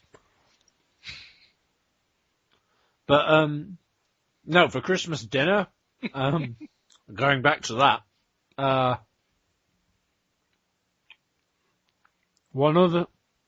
couple other things. We have Brussels sprouts. That's an essential part of Christmas dinner. Really? Yeah, it's like tradition. I thought it was just my family, but recently been talking to a lass from work that anyone listening to this podcast will know her as Giraffe Girl. I've seen mention of that on Twitter.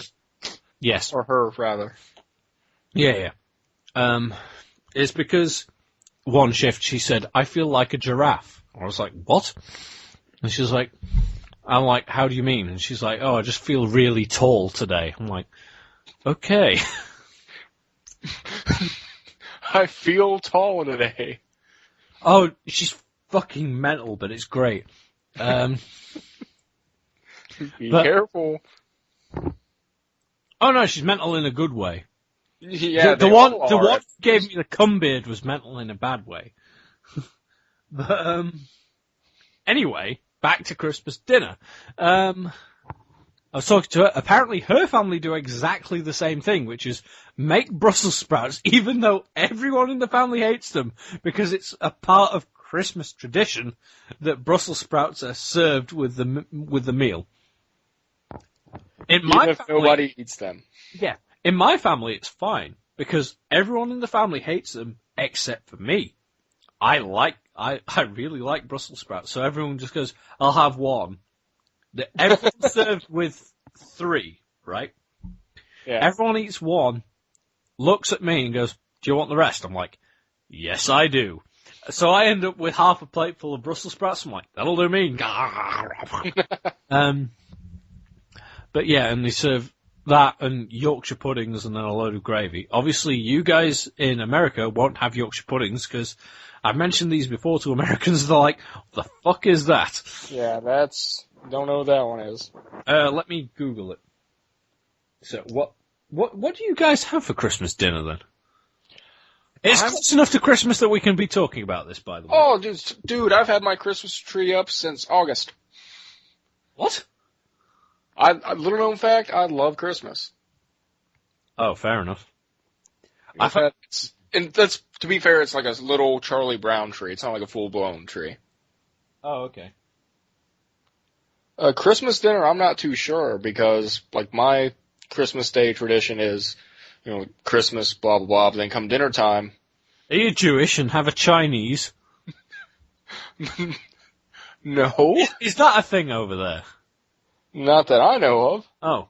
I know in England, it's, I've talked to Jewish people before, that seems to be a tradition where on Christmas Day, they'll order Chinese for takeaway. Like, Jewish families will order Chinese food for takeaway because Chinese restaurant is the only takeaway restaurant that will be open on Christmas Day. Now that you mention, I think I have heard that. Oh, fair enough. But no, on Christmas, it's me and my mom's side of the family. We all meet up and that's a Yorkshire pudding in the link bar. Right. We all meet up and we have like a potluck. What's that? Everybody brings something different. Oh, cool. So it's like a fucking one of those parties where it's like, oh, bring some food and then you're invited. Yeah. Ah, cool. So I don't know what a traditional Christmas dinner would be because I've had whatever the hell I want to eat. Ah, fair enough. Whatever's there. So it's always been like a buffet type thing. Yeah. Cool. That's what we usually do on Boxing Day. Do you have pigs in blankets? Yes. Awesome. This picture does nothing for me as far as what it is. I can say I don't think I've eaten it.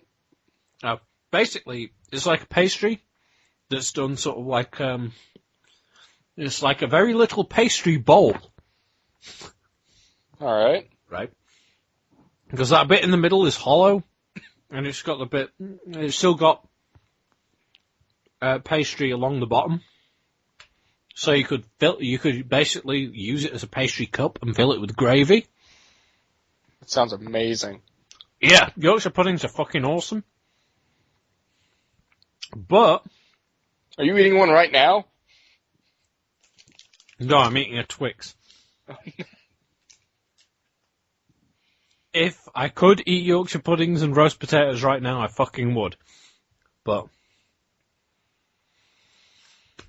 I'm just that fucking Yorkshire. But no, I was eating a Twix. Something I want to go back to that we just like barely mentioned. Yep. I don't even know if we really started the show yet. You mentioned I mentioned it, but you mentioned the Let's Play channel you watch. Yes, we were about halfway through this conversation. That bit is definitely in the main podcast. Oh, okay. Yeah. Because we've been talking for a fucking while. Yeah, a little while. It has been. It's what, almost 2 there now? Yes, it is actually. Fuck. That's all right. I'm working tomorrow night, so I said I needed to stay up tonight as long as possible anyway. So I'm moving my hands around as if you can see me, but I just realised because I do a lot of talking with my hands. You know, what was that Let's Play channel's name? It was Toby Games. It was run by the YouTuber Tobuscus. He's the one who sings like Mini Minotaur and like fucking Diamond Sword and Safety Torch and stuff. Well, like of the first 4 videos that pop up, 3 of them are Happy Wheels. Yes. That's why we mentioned them, because we're talking about Happy Wheels. Yeah. That reminds me of when I was on holiday. I don't think I told this to Mike, but one of the things I remember is me, my brother, my sister's fiance, and my son Connor. We were walking back to the villa we had, because it's all, we were at Centre Parks, which is this sort of like holiday centre thing where you had this villa in all like Sherwood Forest. And there's like, yeah, it's fucking cool. There's like trees everywhere, and basically what you do is you can use your car to bring your luggage and stuff, all your stuff to the villa, and then you take, unless like you've got a disabled like villa where you can park next to it, because obviously a member of the family's disabled, so you've got like disabled access for them, and it's easier for them to have a car there. If you don't, then you go and park your car in the main car park, and then the rest of your holiday you get around by walking or cycling. It's really cool, and the only problem is the paths snake everywhere, and if you don't know where you're going, you get fucking lost. Well, that's great. Yeah. Most of the time, when you get used to it, you know where you're going. It's like my mum, my sister, my brother's girlfriend, they all knew where they were going all the time because they'd been up the shortcut path from the main area to the villa in the daytime. They tried to give me, my brother, my sister's fiance, and my son, they tried to give us directions to go, to follow, but we were doing it when it was dark, so we had no fucking clue where we were going. So we started walking in circles. I was like, you know what? We need songs to keep us entertained.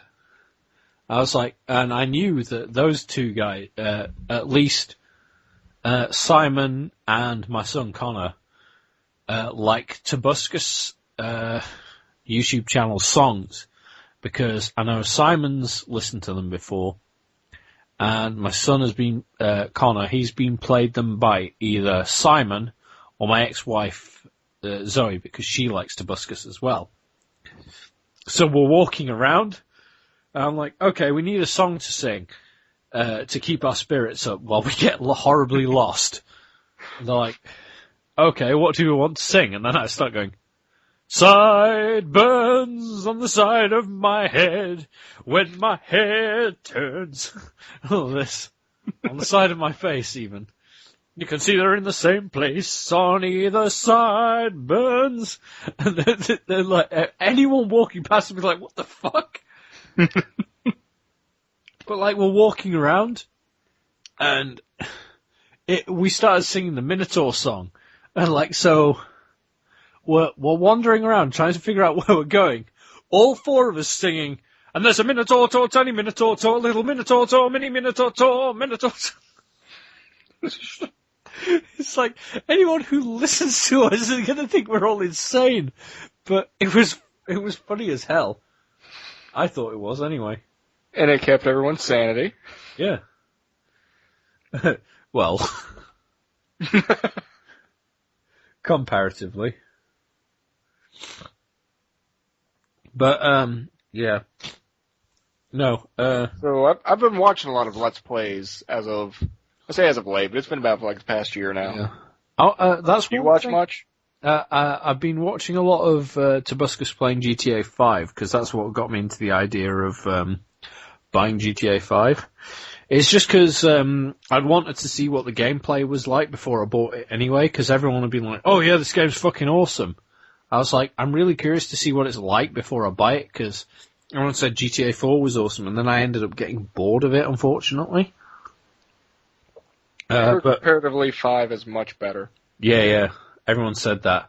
I haven't seen anyone playing GTA Online yet, but I know my sister's fiance Ash. He said one of the coolest things about it is you can talk to each other via via like headset, but when you talk, your character in the game, their mouth moves when you talk.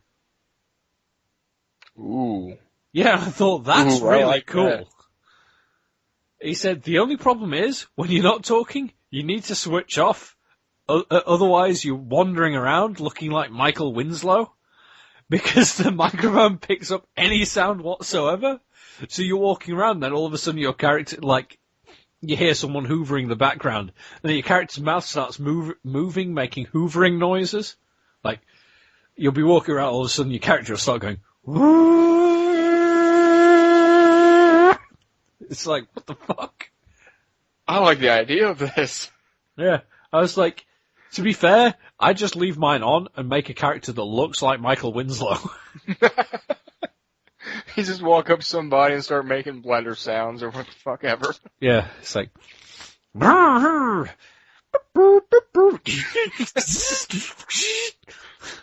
would just give you my money and quit. Well, he wins. Yeah. There's all my stuff. Fucking, it's like, okay, that's the last person I expected to run into in GTA 5, Michael Winslow. But, yeah, that's why I started watching it. I'd like to do that sort of thing. It's like, one of the things we're looking into in the future for, 50-foot nerds.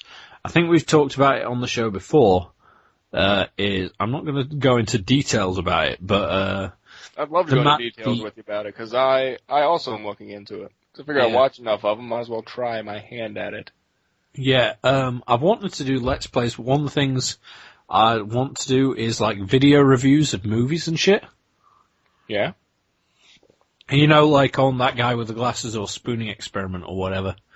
That sort of shit.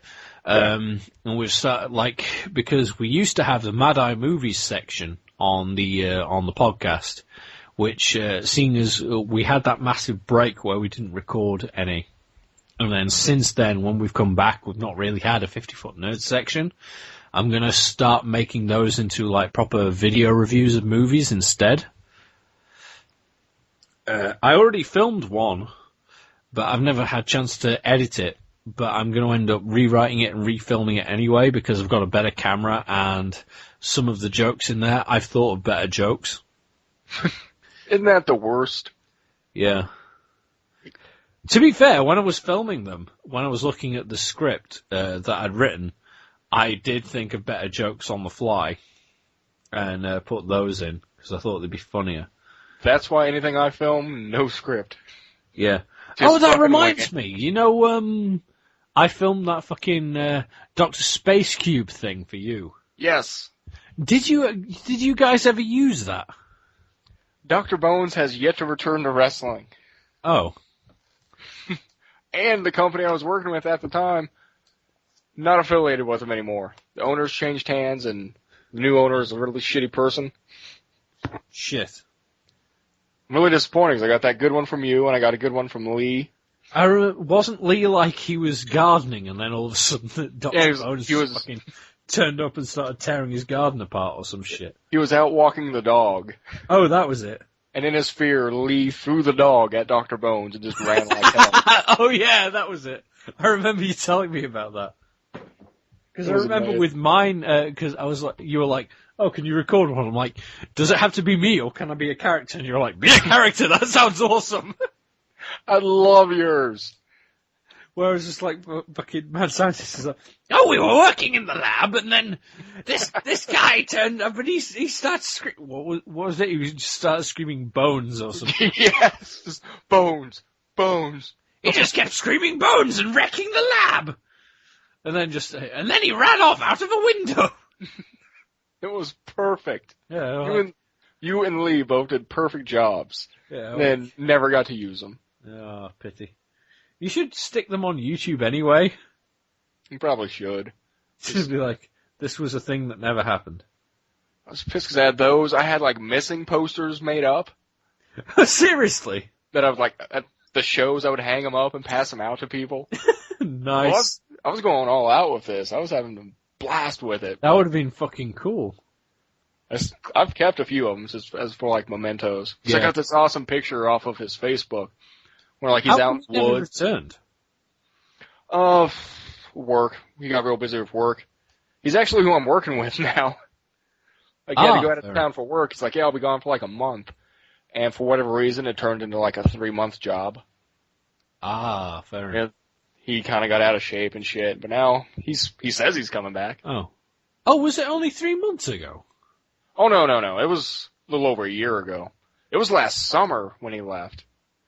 I was going to say, I'm sure it was longer than that, because Oh, it was. I'm sure I recorded that before I went to C2E2. Oh, yeah. Yeah. But it was last summer he left. He said he was going to be gone for a month and a half maybe. And then like 3 months later, the company like kind of shut down and changed owners and went away for a while. Ah, okay. Fair enough. Long before he came back. Makes sense. Well, yeah. You know, it's one of those things, I guess. Can't win them all. Nope. Hey, speaking of work, Mike's going to hate me for this. I say do it. Yeah. I have a question to ask. I might cut this out, I might not. Alright.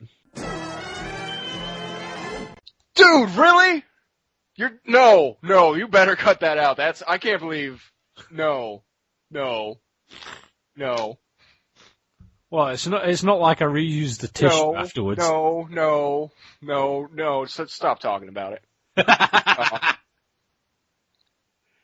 I think I threw up a little bit in my mouth. No. God damn it, Andy. He's still talking about it. I don't know where to go from there. I'll send you the picture. Well, I'm not going to say no to that, but... The funny thing about the picture is the fact that the file name I saved it as is I feel like a fucking perv.jpg. There you go, it's on. I've sent it you via Facebook. Ooh, Facebook, here I come.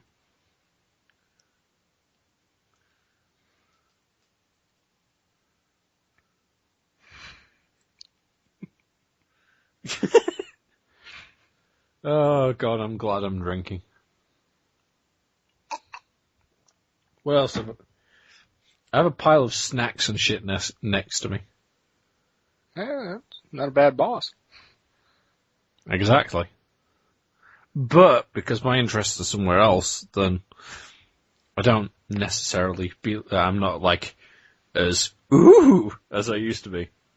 And it's your boss, so you should stay away from that anyway. Yeah, but at the point I was interested, she wasn't.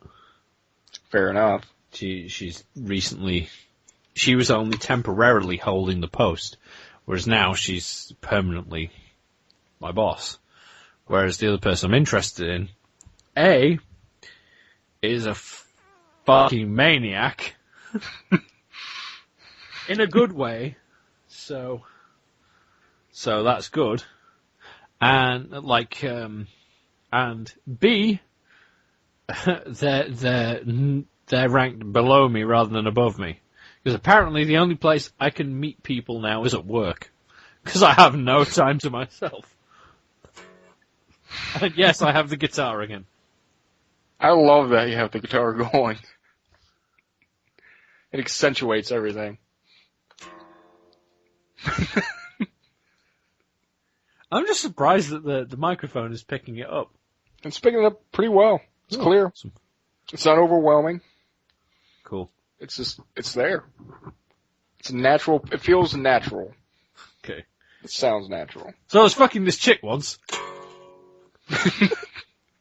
See, that's what I would do. If I could play guitar, I'd get some bitchin' electric guitar, get one of those, like, cigarette pack amps that I can just clip on my belt, and just walk around playing it like going to Burger King. Yeah, can I get a Whopper? Boom, boom, boom, boom, boom. Yeah.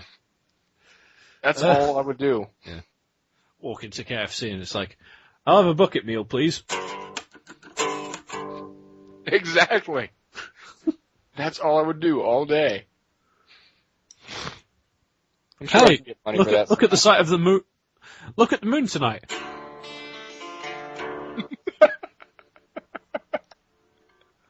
And if you got that reference, I will give you a gold star. I didn't, but I love the riff after it. No, I mean the reference that was the riff.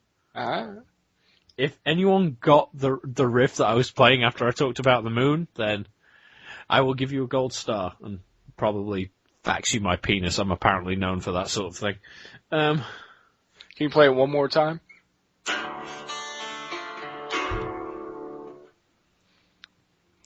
If I play the whole riff, it'll make more sense.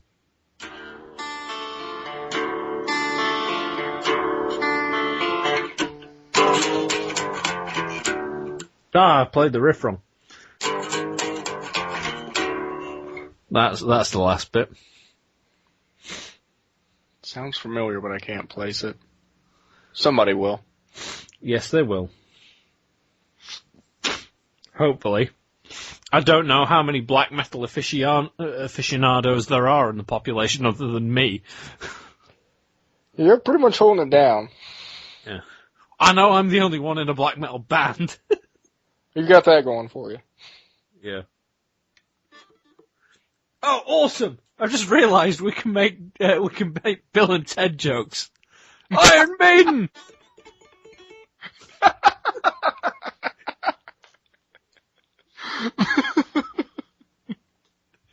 Fucking cool. I need to use this microphone more often. Normally I use the headset mic, and it doesn't pick up shit, other than like random noises, like when I've got like the fucking duck whistle or whatever. No, this mic's the way to go, apparently. Yeah. Did you hear that? Kind of. Okay. It's one of Connor's old kids' toys. It's not loud. Just podcasting with the guitar. I like it. Yeah. I need to learn some more chords and like get a proper acoustic guitar.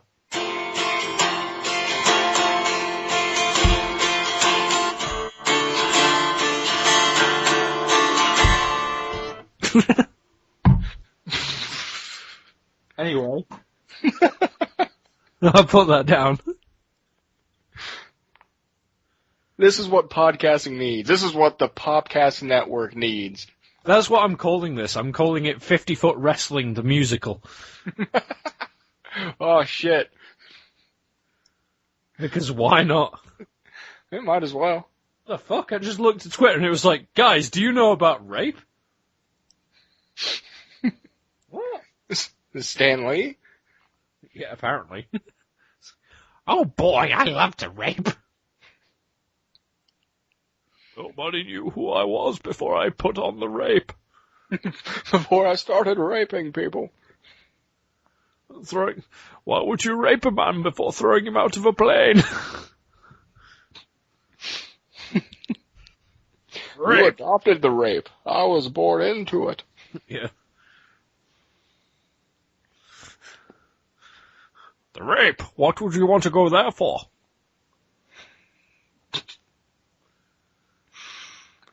Oh, rape.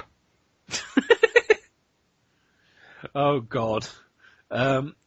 Me and Mike officially banned rape jokes from our podcast for a while. Because I don't think anyone outside of me, Mike and Paul know this. But when we were recording the C2E2 specials, we did, like, the rape joke was one of our go-to jokes. And we were like, okay, we need to tone this back a bit.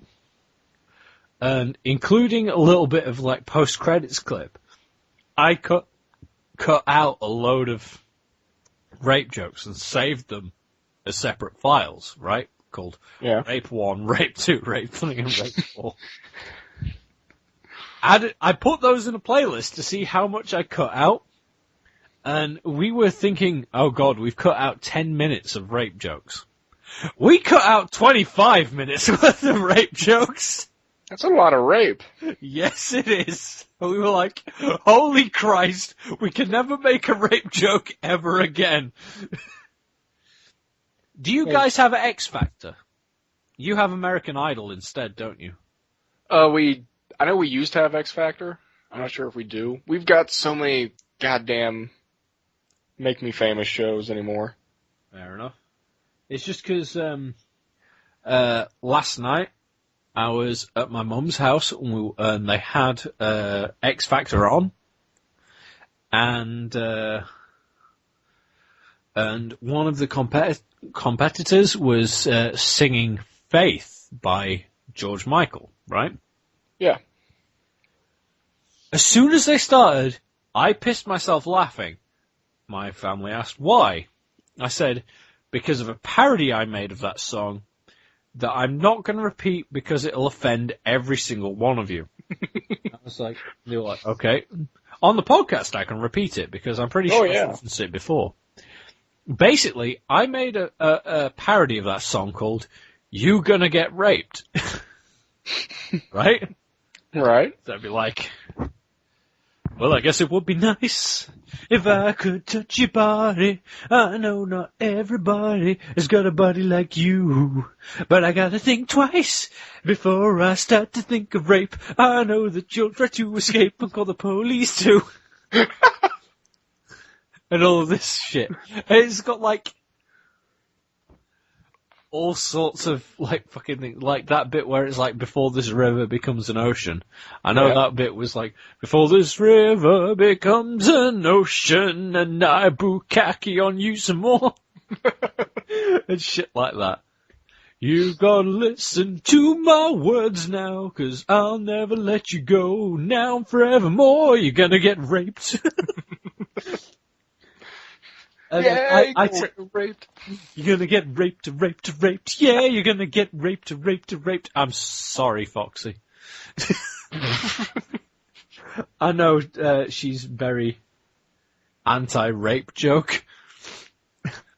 I think it really depends. Like I have one of my best friends.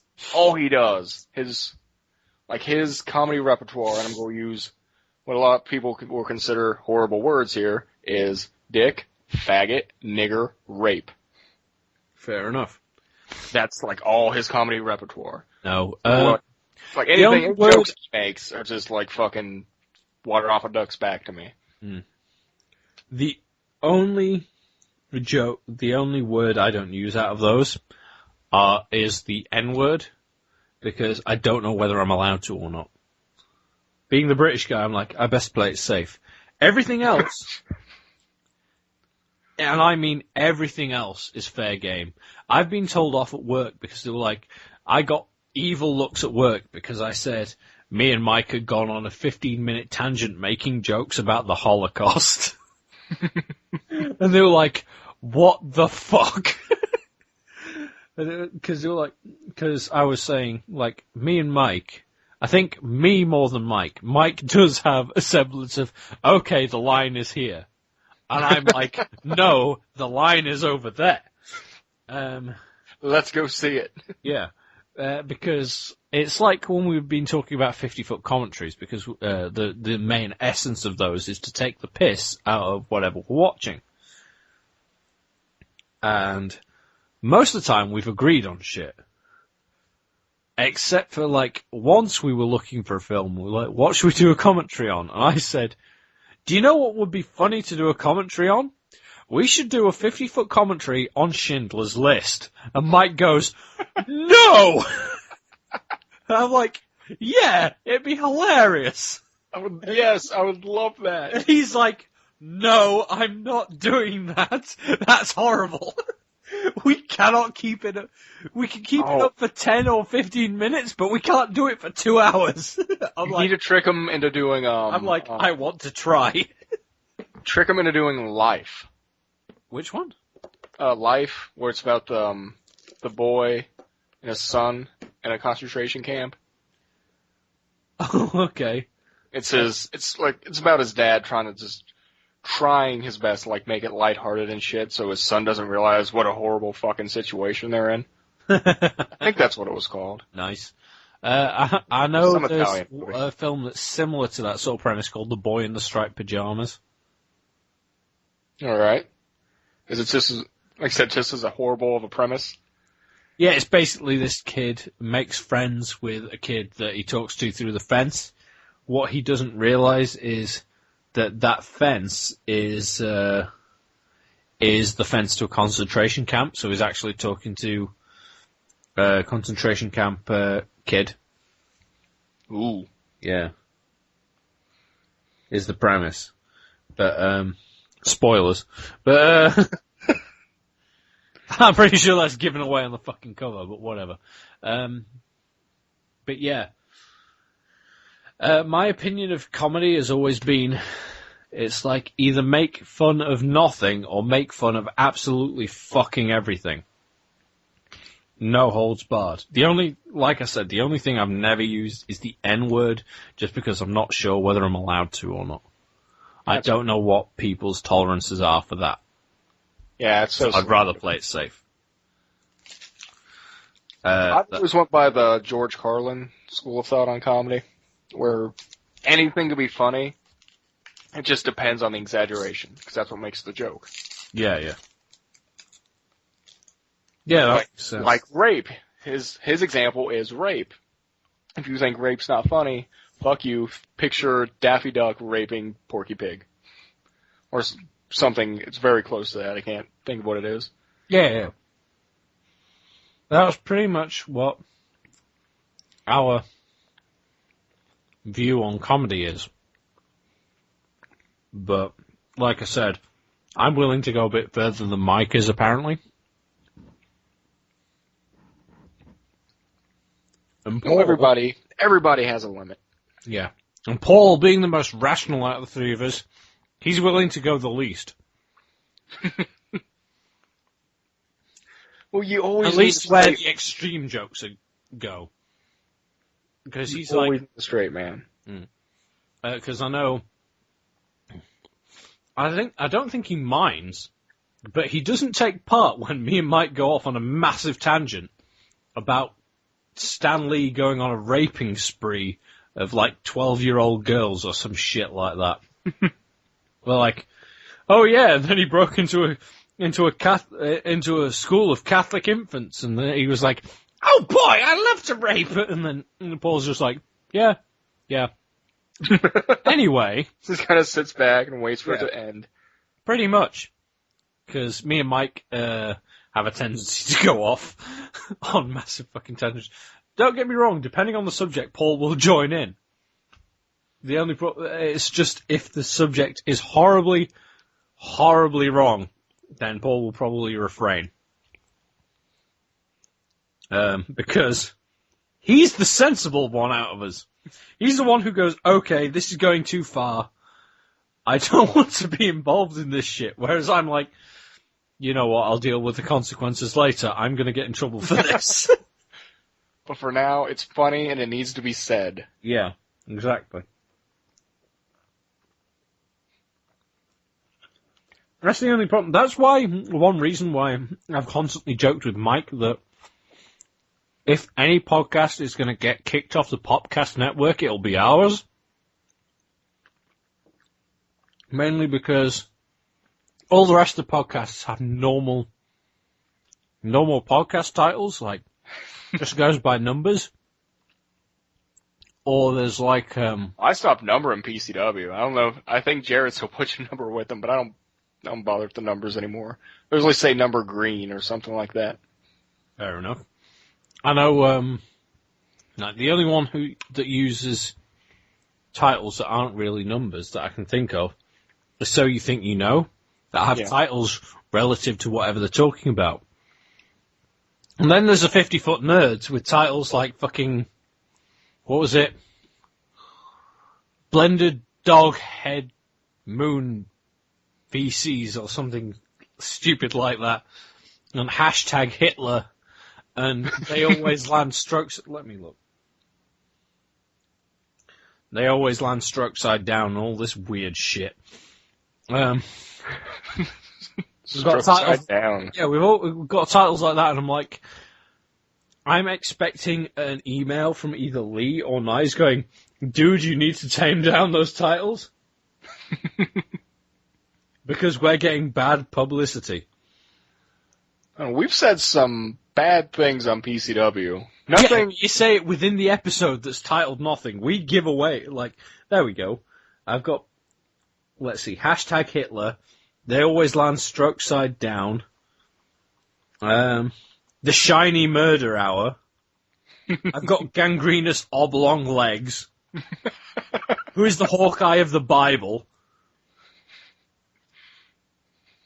Blended Dog Mime Head Moon Feces. That's the one I was trying to think of. I really like this titles for every episode. I might adopt Vaults of Extroth's Wonderful Pastry Sausage. That was because we were doing that was the C2E2 special, and we were talking about it.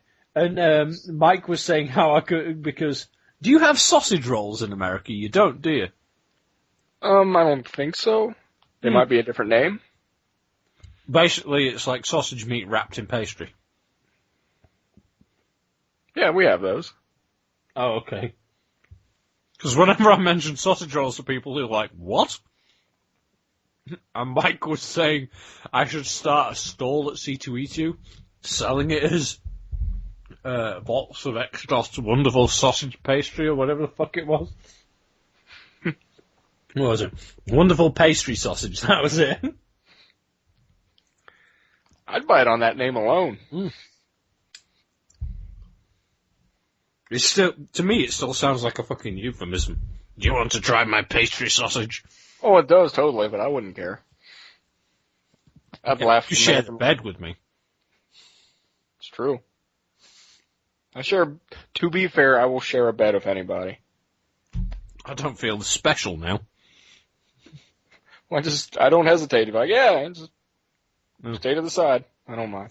I just remember Tony giving me, and Jared giving me funny looks when you suggested that, and I made the joke that I'd be going home and they'd be like, what was your trip to America like? No, I'd burst into tears going, I was raped by a man who looks like Thor! Just Tony and Jared going, what the fuck? And you just pissing yourself. I don't get the perception of me, or why people would be scared to sleeping in bed with me. Like, most of C2E2, I was in the bed alone. And I kept saying, when you got, it's a double bed. I don't take up much room. I stay off to I pretty much sleep on the edge of the bed. Yeah, that's why we didn't have a problem when I had to crash in your room, because that only happened because I was, like, crashing with, they were called the Boneyard until I joined, at which point they became the A-Team because they realised that 4 people were in the room had names beginning with A. Nice. So we became the A-Team with Mike and Juan. So, yeah, that's what that became. But I didn't realise they were leaving on Sunday. I was like, yeah, I'm supposed to leave tomorrow, the day after, so I have nowhere to sleep. So I ended up sleeping with you guys in the Superfly room. And, yeah, I remember fucking Jared sleeping on the floor. If I remember correctly, fucking Travis was sleeping under a desk for some reason. I slept under that desk one night. It's a good place to sleep. Yeah, at first that's where I was going to sleep, and then you were like, get in the bed with me. I'm like, okay, fine. Ben, I'm waking you up in the middle of the night. Andy, get on the bed. Yeah. All right. Like, how can I say no to a man who looks like Thor? My hair blowing in the breeze, even though we're inside. Yeah. Little did I know you were holding a torch and a fan under your face. All I could see was your beard rippling. Rippling beard. That'd be the weirdest way to say that someone came on to you, though, wouldn't it? Be like, okay, so why did you end up in bed with that guy? Well, basically came up to me and he chatted me up and his beard rippled so nicely. It's like, what? He just came up, he had the strut and his beard was rippling and... Yes. Fucking hell. Rippling beard. Those are just two beautiful words that go good together. Indeed. I'm tweeting that. Oh, you beat me to it. I was on my way to Twitter. As if it's across my house or something. Yeah. Jeffro is real good for that, I think. Just random words that go good together. Oh, I thought you meant for rippling beards. No. Oh, his beard goes really well. His beard does not ripple at all. Does he have a beard? He keeps constant, like, Miami Vice stubble, from what I've seen. Which one's Jeffro?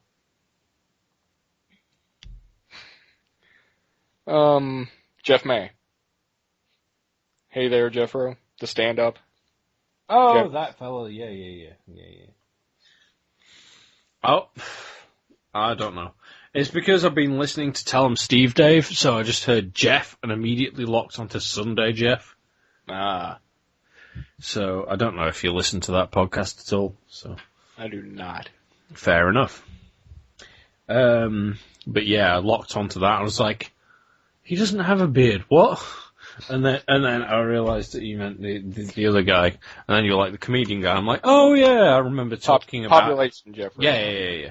Because then I was like, of course, because I remember he didn't have a beard when he was at C2E2. He had stubble, ish.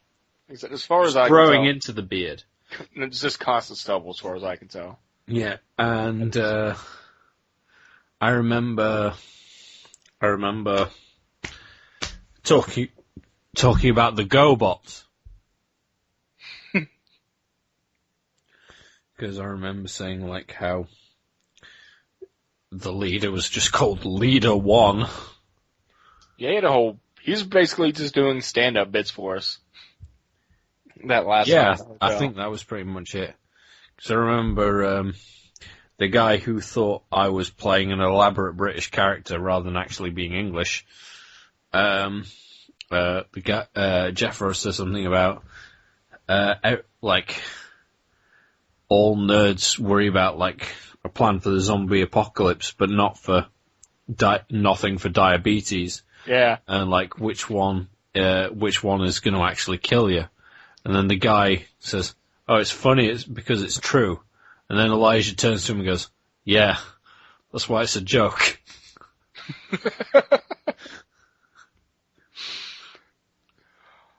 Oh, Eli. Yeah. The weird three-way bromance between Eli, Jeff, and, Chris? No, not Chris. Josh. Oh, okay. Like that was the name for a minute. I remember Josh was cool because he was the one who taught me how to count American change. Because I couldn't get into my head how much some of the like I knew a quarter was 25 cents, but I couldn't 25. get like how what? It's 25 cents. That's what I said. Oh, it sounded like you said 35. No, 25. Ah, my apologies. It's fine. Yeah, so I know a quarter is 25 cents. Where I could never remember what a dime or a nickel was. Like, I've since realised that I think a dime is 10 and a nickel is 5. Yes. So it's basically the equivalent of 10 pence and a 5 pence. The only thing that threw me off was the quarter, because in England we have a 20 pence and a 50 pence. All right. That's something I never thought of, getting your head around change when you travel to a different country. Yeah, that's why it fucking threw me. I was like, I can't do this! What the fuck? I can do dollars, but what the hell is this shit? All this fucking metal you gave me. Yeah, which is why Josh had to teach me how to learn how to count fucking American change. Because that was the day when I was dressed up as fucking Chester Bum from that guy with the glasses. Yeah. I was counting the change I'd made, and he was like, dude, you've made like $3.87 or something. If you just get another $2, you can actually afford a trade. I was like, that's kind of cool. That is pretty good. Yeah, because then I thought, this costume seems to work. So when I went to the Manchester Comic-Con, I did the exact same thing there. I dressed as Chester A. Bum again. I wandered around asking people for change, and I made about nearly £4, which was awesome, because I remember I was walking past a booth, and the people behind the booth screamed at me, have you got change? So I ran at them screaming change. I'm like, oh, I can't really ask you for change, because you're selling stuff. What are you selling? And they're like, this. And I'm like, okay, that sounds interesting. I will buy some. What have you... And then they pissed themselves laughing because I actually managed to pay for what I bought from the change I'd made in my change cup. I went, hold on, and started digging through the polystyrene cup for the change. I went, there you go, there's the money. Thank you. And they were like, what the fuck? See, if I was running a booth and something like that happened, I would just give it to you. Free. Yeah. No, it was that was like one of my favourite parts of the Manchester convention, was the fact that someone behind a booth recognised who I was, and then I managed to amaze them by paying for products from them with the change I had made that day. Didn't somebody at C2E2 recognize you? Oh yeah, quite a few people did. I got people screaming change at me. Although I did run up to a few people who were cosplaying. I remember wandering around with Andy and Amanda, and they weren't sure who I was anyway. I explained the character to them before we went in. But they were just having fun watching me run up to random people dressed as characters screaming, have you got change? I ran up to a Batman asking if he got change. You know, in the C2E2 promo, there's the remote control R2-D2. Yeah. That drives across. I remember that was driving about, and at one point I was chasing after that, screaming at the R2-D2, have you got change?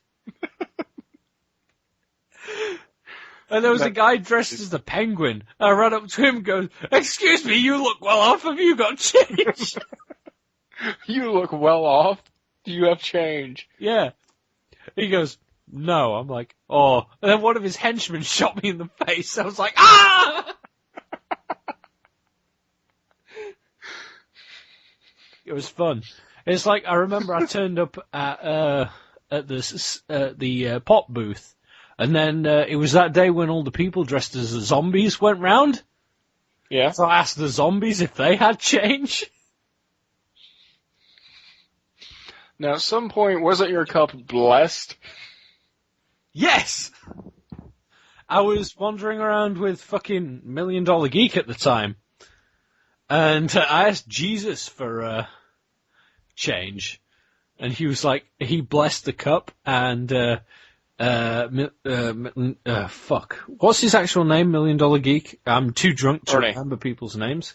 Ernie, that's it. Sorry, Ernie. I'm just fucking drunk, so I can't remember anyone's names. Yeah. We're taking the pictures, and he takes a picture of Jesus blessing the cup, and then he dumps a load of dollar bills in it, and then takes a picture of me going, looking amazed at the cup, and Jesus looking very proud of himself. And then he took the dollars back, and was like, "Oh, Jesus, not very humble." Yeah, that's right. I did that shit. I made that money. Yeah, it was funny. And you want to pass that up to learn how to ride a motorcycle. Yeah. No, one of the best things I found about that was the fact that there was a guy dressed as Deadpool. Right? There was a couple of them. Yeah. But I remember I ran into him again later that day, still dressed in the costume. Because, when I first started doing the change thing, the Deadpool screams at me, "Have you got change?" So I ran up to him going, "Have you got change?" and started harassing him. And he's like, "Okay, dude, you're freaking me out," and starts threatening to shoot me and runs off. I was like, wow, I actually managed to freak out a Deadpool. That's awesome. And then later he was wandering around with someone else, and I recognised him, and I screamed at him, "Have you got change?" He goes, "Not you again!"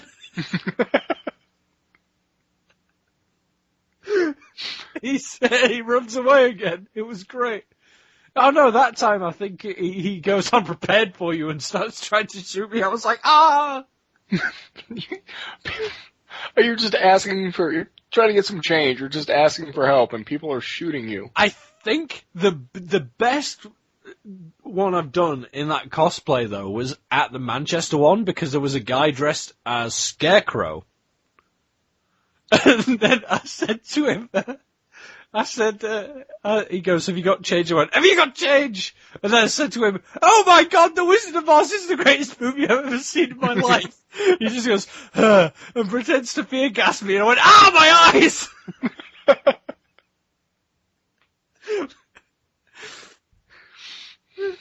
Because by that point, I'd learned how to do the character properly. So I managed to do that. And then later, there were people who gave me change, and one of them actually threw £1, 50 pence or something, because I'd just been getting, little bits of silver or something. But one of them actually gave me, a 50 pence or a £1 coin. I was like, "Oh, you've given me quite a bit of change there. I should probably give you a film review." They were like, "Because that's what Chester A. Bomb is known for." I was like, "Have any of you ever seen the film The 25th Reich?" And they were like, "No." I was like, "Oh my God, it's the greatest film I've ever seen in my life." I went on this whole thing. I was stood there for 5 minutes telling them about this film.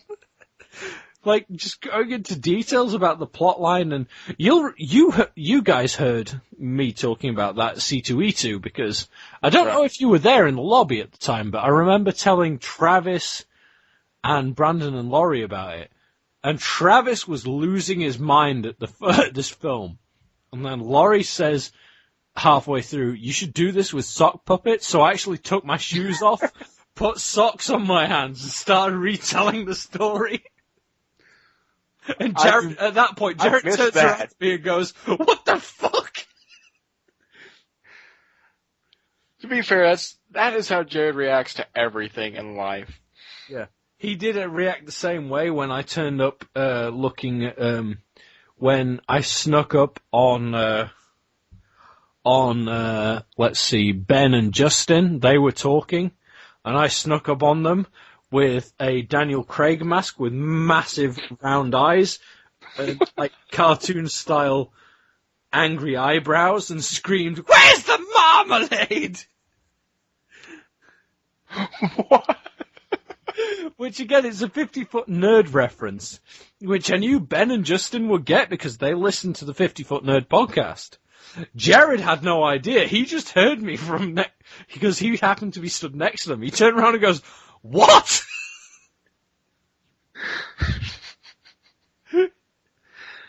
It's hilarious. He just That had to have been Saturday. I think I almost broke his brain. Oh, that happened. His brain will be fine. Yeah. We don't worry about Jared's brain. That had to have been Saturday, which I missed. What happened? I'm like, I'm going to go take a nap. And then it was Sunday morning. Oh, okay. I remember at one point, you and Travis came upstairs. Like, I thought, like, I was taking a nap. I thought it had been like 5 minutes. I'm like, oh, I want more of a nap. But, like, the next day, Travis said, yeah, that was like an hour and a half later. I'm like, oh, God damn it. I just remember half the time you were manning the Superfly booth. And then there was the one day where you were dressed as Finn from Adventure Time. And nobody recognized it as Finn. Hardly anybody. Weird. I think I did. I'm pretty sure you did. I can't remember. I think most You had to population... confirm it, but I was like, you're dressed as a character I recognise. But Well, because I did it like, it was all the shirt and the pants and the hat were all ripped and burned and stained. Yeah, you were like, I've just been on an adventure. I was like, ah. I figure that's how Finn should look. Hmm. That's your avatar on Facebook, on Twitter at the minute, isn't it? On Twitter, it's me and Batroc the Leaper Gear, as drawn by Adam Hicks. Oh yeah. On Facebook, it's me as Finn, as drawn by Foxy. Ah, that's it. It is creepily accurate looking. I just remember, like, one of the things I did that I need to do it more. I need to take the sketchbook around to more conventions. Was I had my sketchbook and I was like, I'm just getting anyone to draw whatever the fuck they like in this. That's the theme, because everyone seems to have like sketchbooks with a specific theme. Yeah. What I was doing was just going up to people and going, draw something in it. Because I remember going to Dirk Manning and going, do you want to draw something in my sketchbook? He goes, I'm not the artist of my comics. You do realise that? I'm like, I know, but you can hold a pen. So you can draw whatever the fuck you like in here. Because that's the point of the thing. Did he draw? What do you mean? I was like, the first sketch I got in the sketchbook was from Tony from Superfly drawing a Bakraken. He was like, oh, okay. And he basically drew a massive safe and wrote next to it, it's a vault. A vault of X stuff! Oh, Dirk. Yeah. Love that guy. I basically just, whenever I gave my sketchbook to someone, I just gave it to someone and went, and they were like, what do you want me to draw? And I was like, draw whatever you like. Like, what? I'm like, seriously. Anything you can think of. Whatever, just draw it. I don't care what it is. I want to see what what the first thing is you think of. Because I remember giving it to Katie Cook, and she drew Gronk. And then afterwards, we were talking about how I'd given it to Tony, and he'd drawn the Bakraken, and she was like, if I'd have known that, I would have drawn something else. I was like, oh, well, that was the first thing you thought of, so it's cool with me. It's like when I left it with Foxy, and I basically said, draw whatever you like. And she goes, I've got an idea. And then I came back, and she'd drawn a fucking awesome version of Cassie Hack, and I was like, this is fucking brilliant, thank you. It's like, kind of what I did. Yeah. I know so many artists. You were basically like, draw me as something. I told him, just draw me. I don't want a picture of, I like Cyclops. I don't want a picture of Cyclops. I have pictures of them. They're called comic books. Yeah. Draw me any way you'd like. That's pretty much what my reasoning was. It was like, well, I don't want people to be like, oh, this is for a specific character in different styles. I basically want to just give my book to someone and go, draw whatever you like. Even if they're not a professional artist, I was just taking it around going, can you hold a pen? Yes, draw. I love that. It's like, First thing comes to your mind. Yeah, because I asked Mary if she would draw something. She never got a chance to, but I still want Mary to draw something in it because she was like, I took art school. I should be able to draw in this. I'm like, Yes, you should.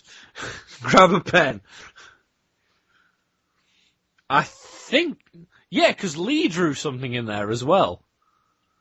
I can't remember... Oh, fuck. I can't... Offhand, I can't remember what he drew. But I know I got one from... let's see, I got a sketch from Tony. I know I got a sketch from Foxy and a sketch from Caitlin. One from Katie Cook. One from Dirk I'm still Manning. waiting on my picture from Caitlin from C2E2. Seriously? Yes. Oh, fair She's enough. finished it. She showed it to me. I just haven't received it. Ah, okay. Because I know she said she did mine. She finished mine before we went on the party bus thing. Because I was like, she was like, I'm doing head sketches of people for free. And I was like, yeah, do a head sketch of me. Why not?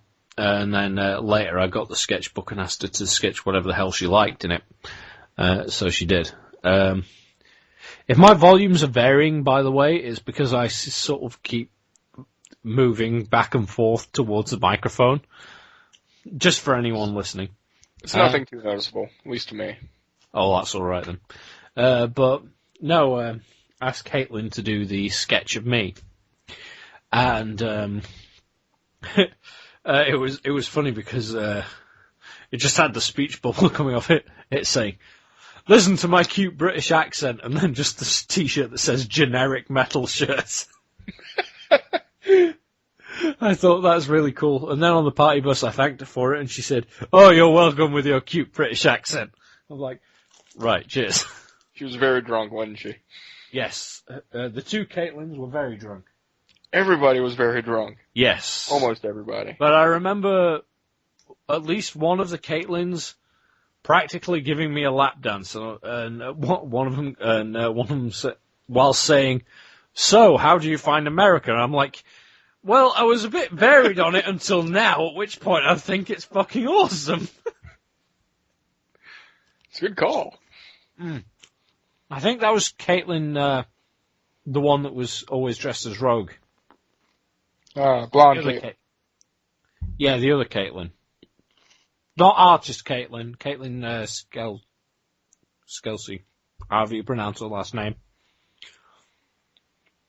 I don't know. The one that Tito was always kept getting the attention of. I just remember we were in White Castle, and the two Caitlins were just fucking in my face, referencing. They were just asking me to say things from, like, was it Notting Hill or it was one of those fucking British romantic comedies. I didn't get the references because I haven't seen those films in ages. And they're like, say table. I'm like, table? They're like, say this. I'm like, blur. And they're like, and they were both giggling. I'm like, I have no idea what's going on. So in the end, I think it was Josh. Yeah, Josh was on that trip, wasn't he? The party bus? Yeah. I think so. Fuck knows, but I remember him. It was either him or someone else saying the references to whatever movie. Do you not know that? I'm like, I haven't seen that film in fucking years. I do not remember the dialogue from that film. This sounds familiar. Yeah. It was in the White Castle because I remember we were walking towards it and Justin goes, have you ever heard of chicken rings? I'm like, yes. Wait, no, what? And then Mike starts laughing, and then Justin was like, it's basically like an onion ring, except with chicken. It's like a chicken nugget with a hole in it. I'm like, what's the point of that? I want the chicken that was in the hole as well. Why not just give me a chicken nugget? That is solid reasoning. Yeah, I'm like, why give me chicken with a hole in it? Why instead of just an entire chicken nugget? I did end up getting chicken rings, to be fair. That was a fun day, I suppose. That was a fun, blurry night to me. Yeah, I just remember there were a few people who were like, a bit about it. And I just remember those people weren't really drunk. No, there was the back of the party bus that was all like, woo! The front of the party bus that was all like, Oh, it could be all right. And then there was just me and the other Andy sat in the middle going, I wish someone would play Slayer. I remember that. You can't be in a big public setting or group like that and really expect some Metal. Like, No, yeah. we can't, but we were hoping. We were like, You can hope all we you were want. joking to each other going, I wonder when someone's going to play Slayer. Because whenever the song changed, both of us would go, play Slayer! I remember that. And then it changed to something else, like, oh. And then so it's like, the song gets to the end, and then we go, play Slayer! So when we were at that fucking, big, what was it, the fountain or whatever, that wasn't actually switched on. Yeah, that was off. Yeah. So that I remember we were there, and Andy was like, you know what, fuck it, and starts playing Slayer with his phone, so me and him started windmilling. I can't remember if he did, but I know I did. I don't think he did because he's obviously got a shaved head, whereas I have long hair, so I started windmilling. I was like, fuck it, why not? Windmilling at the fountain famous for being in the opening of Married with Children. Oh, is that what it is? I was That's just what like, I know it as. fountain, cool. I couldn't remember what it was for. I just remember turning up at the edge of Lake Michigan, I think it is. Oh yeah. Yeah, we Yeah, turned that's up where- at that, and then That's where it first stopped, and I wanted to pee in it. everyone fucking burst out laughing at me, and I was like, I thought we were in the middle of the country. How are we at the sea? Everyone's like, what? And I'm like, this is a fucking sea. And they're like, no, it's a lake. I'm like, no, because lakes you can see the other side of. Not in America, buddy. And they're like, it's a Great Lake. I'm like, at least you have a different name for it. No, it's like a lake, but bigger. Yeah, yeah. Right.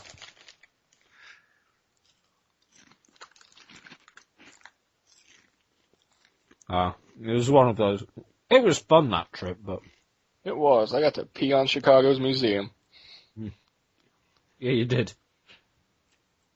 It reminded me about all kinds of shit about that weekend that I forgot. That weekend was so much fun. I wish I could afford to do the bike lessons and go to C2E2 again, but I can unfortunately only do one in 1 year. I think first I'm gonna do some I've looked into a place where you can do like a trial bike lesson for 2 hours for pretty cheap. So I'm going to do that first to see if biking is motorbike. If riding. Sorry, I'm stumbling over all my words. It's very late and you're very drunk. Yes. Fucking hell, it's 3 o'clock in the morning. Yeah, if riding a motorbike is for me, because if it is, then I'll invest in, obviously, the motorbike training and all that shit. Yeah. If not, then I'll just save up to come to C2E2, because I'm not saving up for a motorbike anymore. I like that you can go to a class like that just to see how you feel about it. Yeah, it's one of the advantages of because it's one of the things offered at the place I'm going to learn how to ride, because it's like my brother did his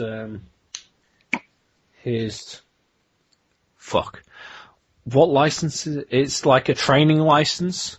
So he's allowed to ride by himself, but he can't take any passengers on his bike. He's got to ride around with learner plates on. And he's not allowed on motorways and stuff like that. All right. And the license only lasts for 2 years, where he's got to either retake the test or upgrade to the full license. Because of how old I am, you're not allowed to take the full license until you're 24. Because I'm 26, and I have a car license already. I can go straight for the full license, and then that way, instead of... Oh, that's the other thing about my brother's license. He's limited to riding 125 horsepower motorbike. Which it's good enough. His can get him up to 60 miles an hour. He can get to work and back and stuff. He just can't go on the motorway. He takes the country way to get there. Whereas the test I'm going to do, I'm just going to do my full on license, so I'd learn on a 650 horsepower. And I think it's 650, or is it 650. And that way, I can ride on the motorway with it. I can pick whatever bike I want at whatever power range, because they'll let me drive whatever. And I don't basically skipping the whole learning permit. Yeah, exactly.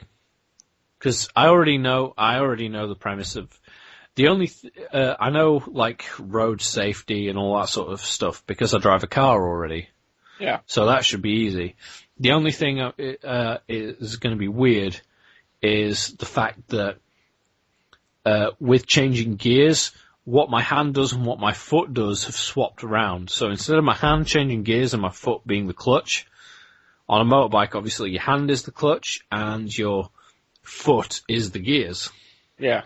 So, yeah, that would be a weird adjustment. Yeah, so that's going to take a while. That'll probably take a bit to get used to, but when I pass the full test, I can just, because you learn on the 650, I was like, well, I'll probably just buy a 650, because that's what I learned on, so why not? But if I do the 2-hour learner fucking lesson, then I can go, yeah, I want to learn how to ride a motorbike, or you know what, this isn't for me. I'm off to America again. See ya. No. I don't know if, like, in America you learn differently, because obviously your roads are a lot straighter than ours. That's why you can get away with, like, Harley Davidson proper choppers and stuff. Yeah, the big clunkers that don't really turn. Yeah, because all the roads are basically massive straight lines, whereas in England it's lots of turns. So you need something that can turn well, which is why my brother's got a cruiser, which is sort of like the Harley Davidson look chopper, but it's smaller, so it can actually turn and things like that. It's a Harley with maneuverability. Yeah, exactly. Sounds like a good way to go about it. Yeah, what I want is a street bike.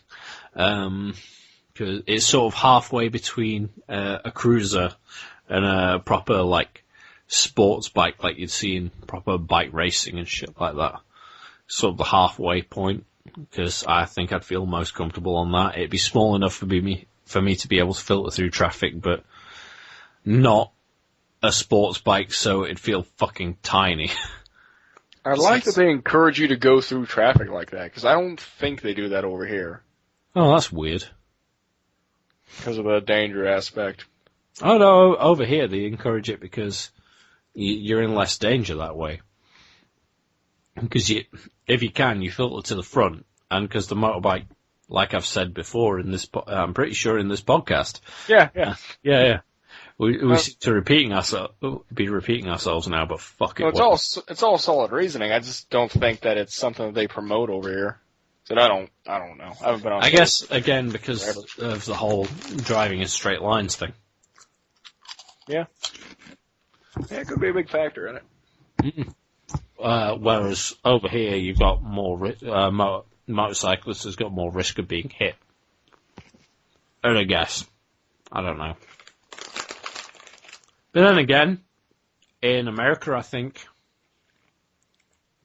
you just do one test and that's it. You can drive whatever power bike you want for the rest of your life. Whereas over here, you've got like all the different stages you've got to get through.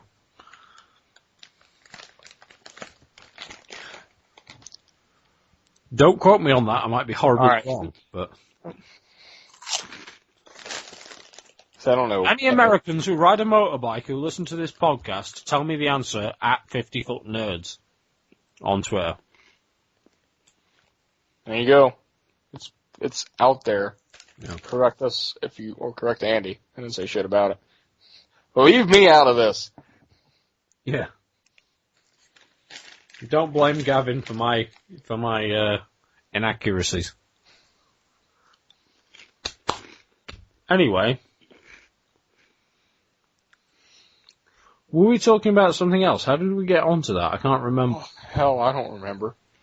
We've been talking for at least like 2 hours. It's close to 3. Fucking hell. This is a fucking long podcast, I'll tell you that much. We should probably end it there then, I guess. Yeah, I'm starting to worry about the food I left on the stove. Well, I made food and then I left it on and a little warm for the roommates. Fair enough. So yeah, we'll stop there. So, if you found that entertaining, tell us by tweeting at 50footnerds, or this is weird because normally Mike does this shit, or email 50footnerds@gmail.com, or go on Facebook, which is facebook.com/Attack of the 50footnerds. I said it in the commentary, I'll say it here. The 50 in the Twitter and the email is spelled FIFTY, whereas and foot is FOOT, whereas 50 foot on the Facebook page is 50FT. So, just so you don't get confused. So yeah, we'll end there and tell us, like, if this works, you don't know how to end it. Yeah, if this works, then it worked. If not, then whatever. I'll take the blame if it doesn't work. Fair enough. So that's it for like the fucking. To be honest, I thought the first Popcast Network crossover we'd have would be with Popcorn, not PCW. But there you go. I don't know if I'd say this was much of a crossover. Didn't really talk wrestling. No, we didn't. But it's the first at all. I said it's the first that's the time we've had a host from another podcast on the network on our show. Is what I mean. At all? Yeah. Wow. Well, we've had Christina, and we said that she presented the Princess Cast, but she's only an occasional host. She's not really a permanent member. That show's not on anymore. What? It's not, is it? I'm sure it is. Is it not? I don't know. Like I said, I don't keep up with podcasts anymore. I'm horrible. I'm becoming more of a shut-in every day. Not even contacting podcasts. Yeah, that's why Superfly haven't heard much of Shiny, because me and Mike have been forcing him to email us instead. Because you know how on most of the Popcast he's been characterized as the Scottish guy who sounds like he's talking with a mouthful of marbles. Yeah. Yeah. What the fuck? Lou Reed died? Sorry. Wasn't that a few weeks ago?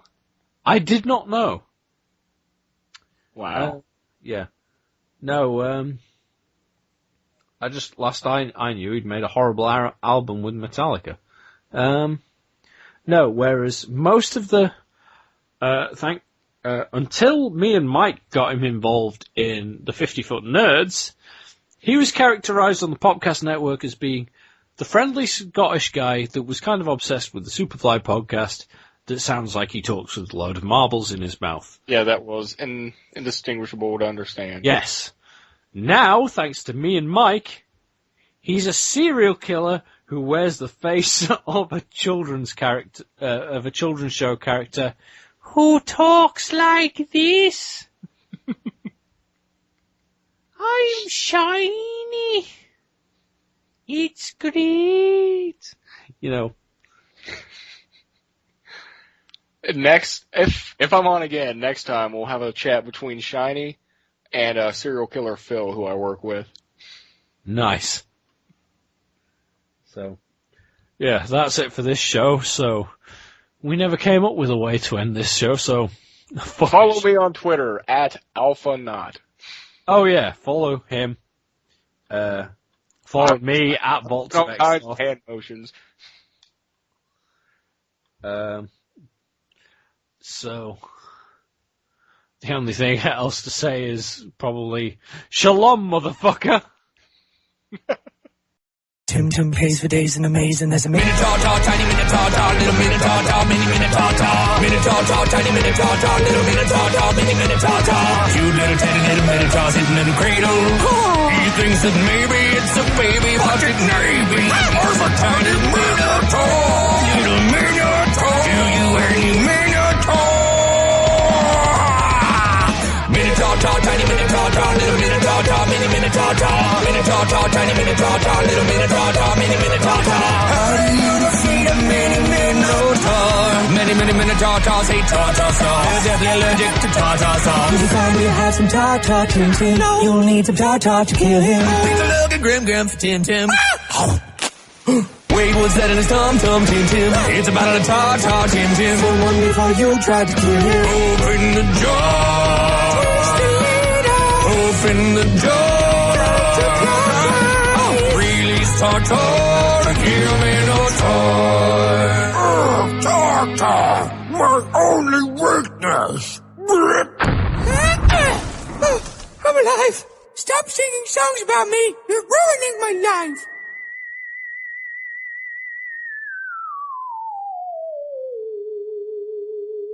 If you've enjoyed the nerddom in your ears, then please follow us on Twitter at 50footnerds, or email us anything except spam at 50footnerds@gmail.com.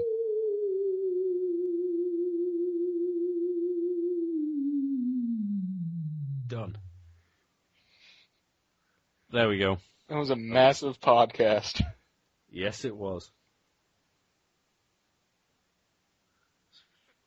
Fucking hell. It's going to be a pain to edit.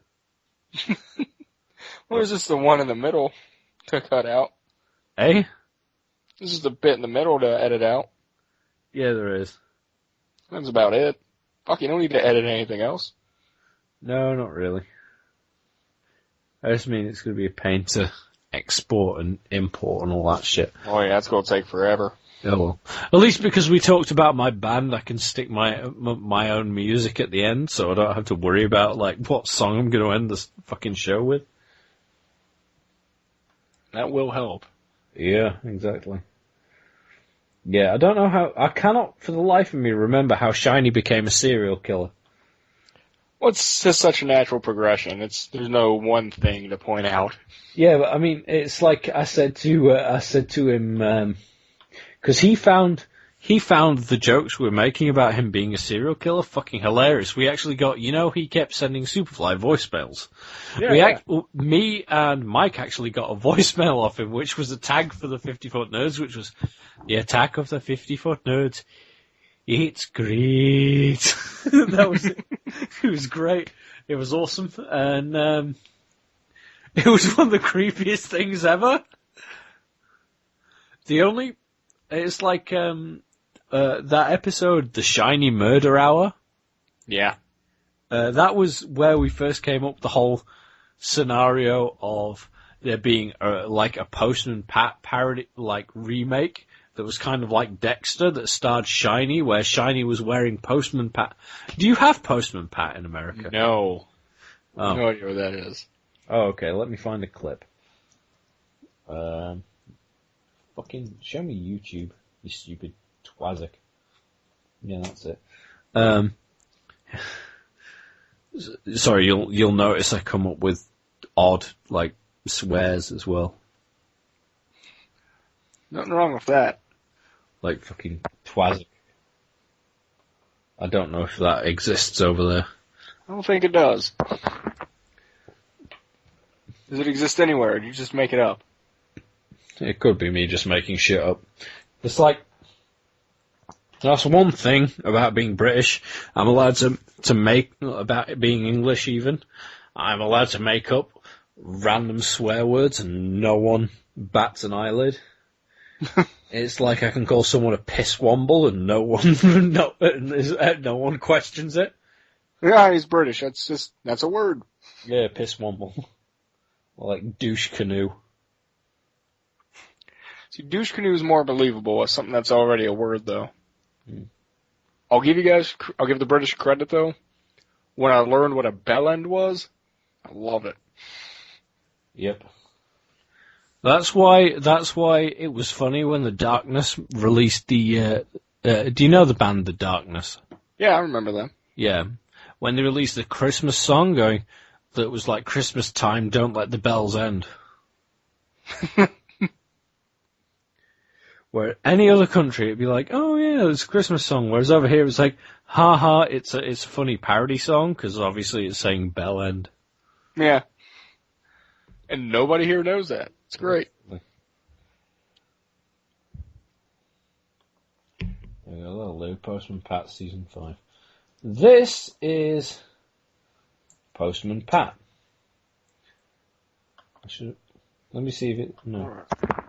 Let's see what we got.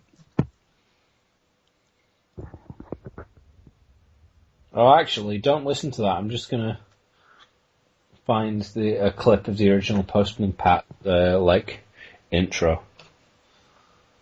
And then I'll give you that. Alright. I may have found it.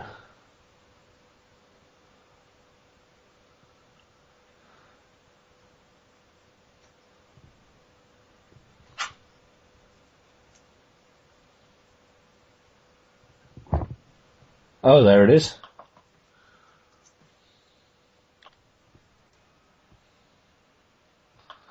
So if you watch that, that's what Postman Pat is. So basically, in 50-Foot Nerd lore now, along with the fact that Daniel Craig is some sort of weird villain that constantly craves marmalade, and Voldemort and Bane were working together to somehow defeat me and Mike. Well, that'd be a serial killer mask. Yeah, Shiny is now a serial killer that wears the face of Postman Pat. He's like, I've come to deliver your mail, Mrs. Goggins. And then he murders her. Yeah, pretty much. I'm gonna wear your skin as a tuxedo. Yeah, so which is why, when we had the episode where we were talking about how they'd do a Postman Pat reboot where it was kind of like Dexter, where it would feature Shiny. Shiny would be the main character wearing Postman Pat's face, and we were like, how much of Dexter have you watched? None. Oh. I've not seen any Dexter. Right. Do you know the whole thing where, Dexter sees his dad, Harry, as that apparition that... Yeah, I've about heard of that. And all that. Yeah. We were saying, how Shiny's version of that would be Postman Pat without a face. With, just the flesh, no skin on his face, just turning up, just giving him advice. Oh, Jesus. And, and when it was playing, the inner monologue stuff, it'd just have Shiny talking to himself, but instead of having, the menacing Dexter music, it would have, Postman Pat's traveling theme, which is, underneath, while he's just murdering people. It's all in the episode The Shiny Murder Hour. But then, at the end of that, I basically got one of the Mahoney. I got Mahoney to send me one of the the voicemail that Shiny sent, where Mahoney actually put the Proclaimers instrumental underneath it because Yeah. I remember that. You sing "I would walk 500 miles." Yeah. Mahoney was kind enough to send me that without the instrumental underneath it. So he sent me that. I put it over the top of the Postman Pat traveling music at the end of Shiny Murder Hour. But but the further it progresses, the more the Postman Pat travel music fades out, and it fades into music by a band called Gulag. I don't know if you've ever heard of Stalag or Gulag. No, I've not. Basically, they're both projects by the same people that was done. Basically, Stalag was basically to capture pure audio terror, and it's like with Stalag, it was recordings of mental patients from like a male mental hospital screaming and stuff inside a cathedral, combined with the audio of them, like that they recorded by setting microphones up all over an abandoned building full of stuff that was going to get thrown away anyway. So they had, as a part of the therapy for the mental patients, was like, okay, you can take out your rage by getting all the shit that's in here and throwing it about as much as you want. So they'd throw all this shit about and do all this screaming and shit, and then the band would track like black metal instrumental type stuff to it, and that would be an album. That is insane. That would Stalag. Gulag went a bit further, where they used classical instruments and basically got loads of people from a classical orchestra and said, okay, forget everything you know about how you play your instrument. I want you to play what you think fear sounds like. And they moved on from the male ward to combining it with, to using the screams of the mentally ill women and children. I'm intrigued, but I really think this will scare me. Yeah. So look up the Gulag album Vorkuta. That's the one I used for the shiny thing. So as this will scare me. Yeah, as it progressed, it faded out of the Potion Pat travel theme and into Gulag's album Vorkuta. And it was funny because Shiny sent me a tweet afterwards going, "Oh, it was fun. I like the fact that it faded into chanting afterwards." And I was like, "That wasn't chanting. That was the screaming of the mentally insane women and children." He goes, "Oh, that's much worse." I'm like, "Yeah, now you can see why I was worried that you'd be mad at me." Because not even Mike knew I was doing that. I was just like, okay, I've got to make this fucking creepy. So this is what I'm doing. It's because it gets to a part where it's like all the screaming of women's stuff. It's pretty chilling, but then it all gets really quiet, and there's this one lonely child scream of utter despair. I was like, they're always just like, when I was listening to it when coming back from band practice one day, it just got to that bit, I was like, oh god, that's horrible. I'm getting creeped out just having it described to me. Yeah, it was fucking, oh god. I do not think I will listen to either of these. No. It's too scary. Stalag is a lot easier to tolerate because it's loads of screams of mentally insane men. Yeah, it's a lot, dude, so it sounds like metal. It's a lot harsher and has the metal instruments to it sometimes. So it's a lot. Somehow that makes it tamer because like the Gulag stuff is all classical instruments, but because it's screaming women and children, it makes it a lot worse. It's yeah. The women. I've been shaking my head no through most of this. Yeah, the women, it doesn't bother me screaming because I'm like, women and men screaming are pretty much the same thing. It's the children that gets me. Just that one, and not even like where it's interspersed with everything else. It was just that one child's scream that sent shivers up my spine. I was like, oh god. So basically, at the end of the shiny thing, that's where I cut it. So it would have it would devolve into the screaming and stuff. And then it has the last clip of Shiny speaking. And then ends with that single solitary child scream of despair. It was the creepiest thing I've ever made. And I was like, oh. And afterwards, Mike listened to it and went, that was fucking terrifying. I was like, yeah, that was the intention. I think I did rather well. And like I said, Shiny was like, I like the chanting. And I was like, that's not chanting. He's like, oh god, that's horrible. And he said, I'm creeped out just having it described. Like I said to Mike, I'm like, no wonder we have absolutely no fans on the Popcast Network. Because compared to most of the other podcasts, at least, that I can think of, we do some fucking weird, creepy shit. Oh yeah, definitely. And mainly it's my fault because it's usually put in the edit, which I do. I think it's always best to work that way, too. Just assume that you have nobody listening so you can get away with anything. Yeah, that's how I do it. Jared will tell me the numbers every now and then. I'm like, no, we have 8 people listening.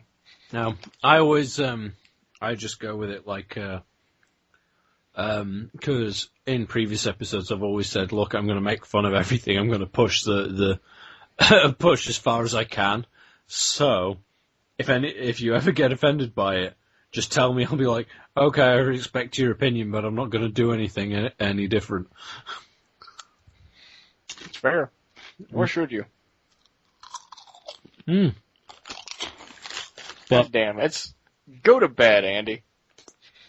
Because I'm getting tired here. I know you're tired there. Yeah, it's 3:30 in the morning. It's alright, I'm still drunk. Lucky. I should have got beer today.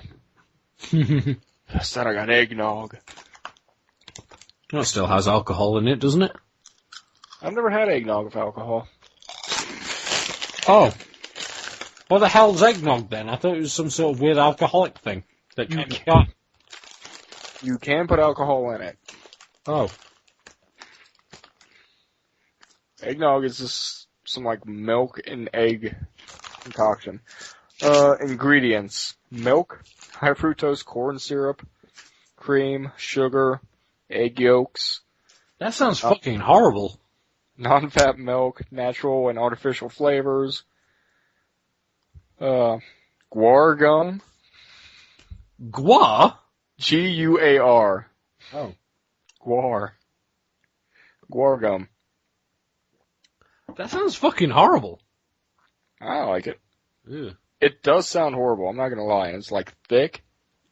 It's because it's like fucking some American food makes no sense to me. It's like one thing that this last that I've been talking to from work, she was like one of her favourite meals that she came up with because she got the idea from McDonald's. I was like, that makes this story make much more sense because she was like, one of her favourite things is like a sausage sandwich, except with golden syrup on it. I was like, who the fuck puts golden syrup on sausages? And she was like, I got the idea from McDonald's. I was like, oh, that makes sense then. If it's an American thing, that makes sense, because Americans put golden syrup on everything. Well, yeah, it's good. Yeah, I don't think of golden syrup as an ingredient I can include with a full-cooked breakfast. It's like when I was in the room and they were like, oh yeah, French toast, and you put, it has the cinnamon, like you get the egg and combine it with the bread, and then you put sugar in, and then you put the cinnamon on it. I'm like, no, you get the egg, soak the bread in it, fry it up, stick it on a plate, put baked beans on it, and they're like, what? And I'm like, yeah, that's the real way to have eggy bread. And they're like, what the fuck is eggy bread? I'm like, you apparently call it French toast, but I eat it the real way. That's the way it's supposed to be served. You get the egg, combine it with the bread, fry it up, bam, it's done. You don't add all this sugar and cinnamon and bullshit. Yeah, you do. You don't put eggs on it. I mean, you don't put beans on it. Yeah, it's fucking awesome with beans. No. It's like fucking, you get the eggy bread, and then you have it with bacon and sausage and beans and tomato, and then fucking full-cooked breakfast. Awesome. No. You Americans are deprived. Deprived, we have eggnog. Yeah, but I have real food. So says the guitar. Oh, well, damn it, you win. Yeah, the guitar is on my side. What say you, Flying V?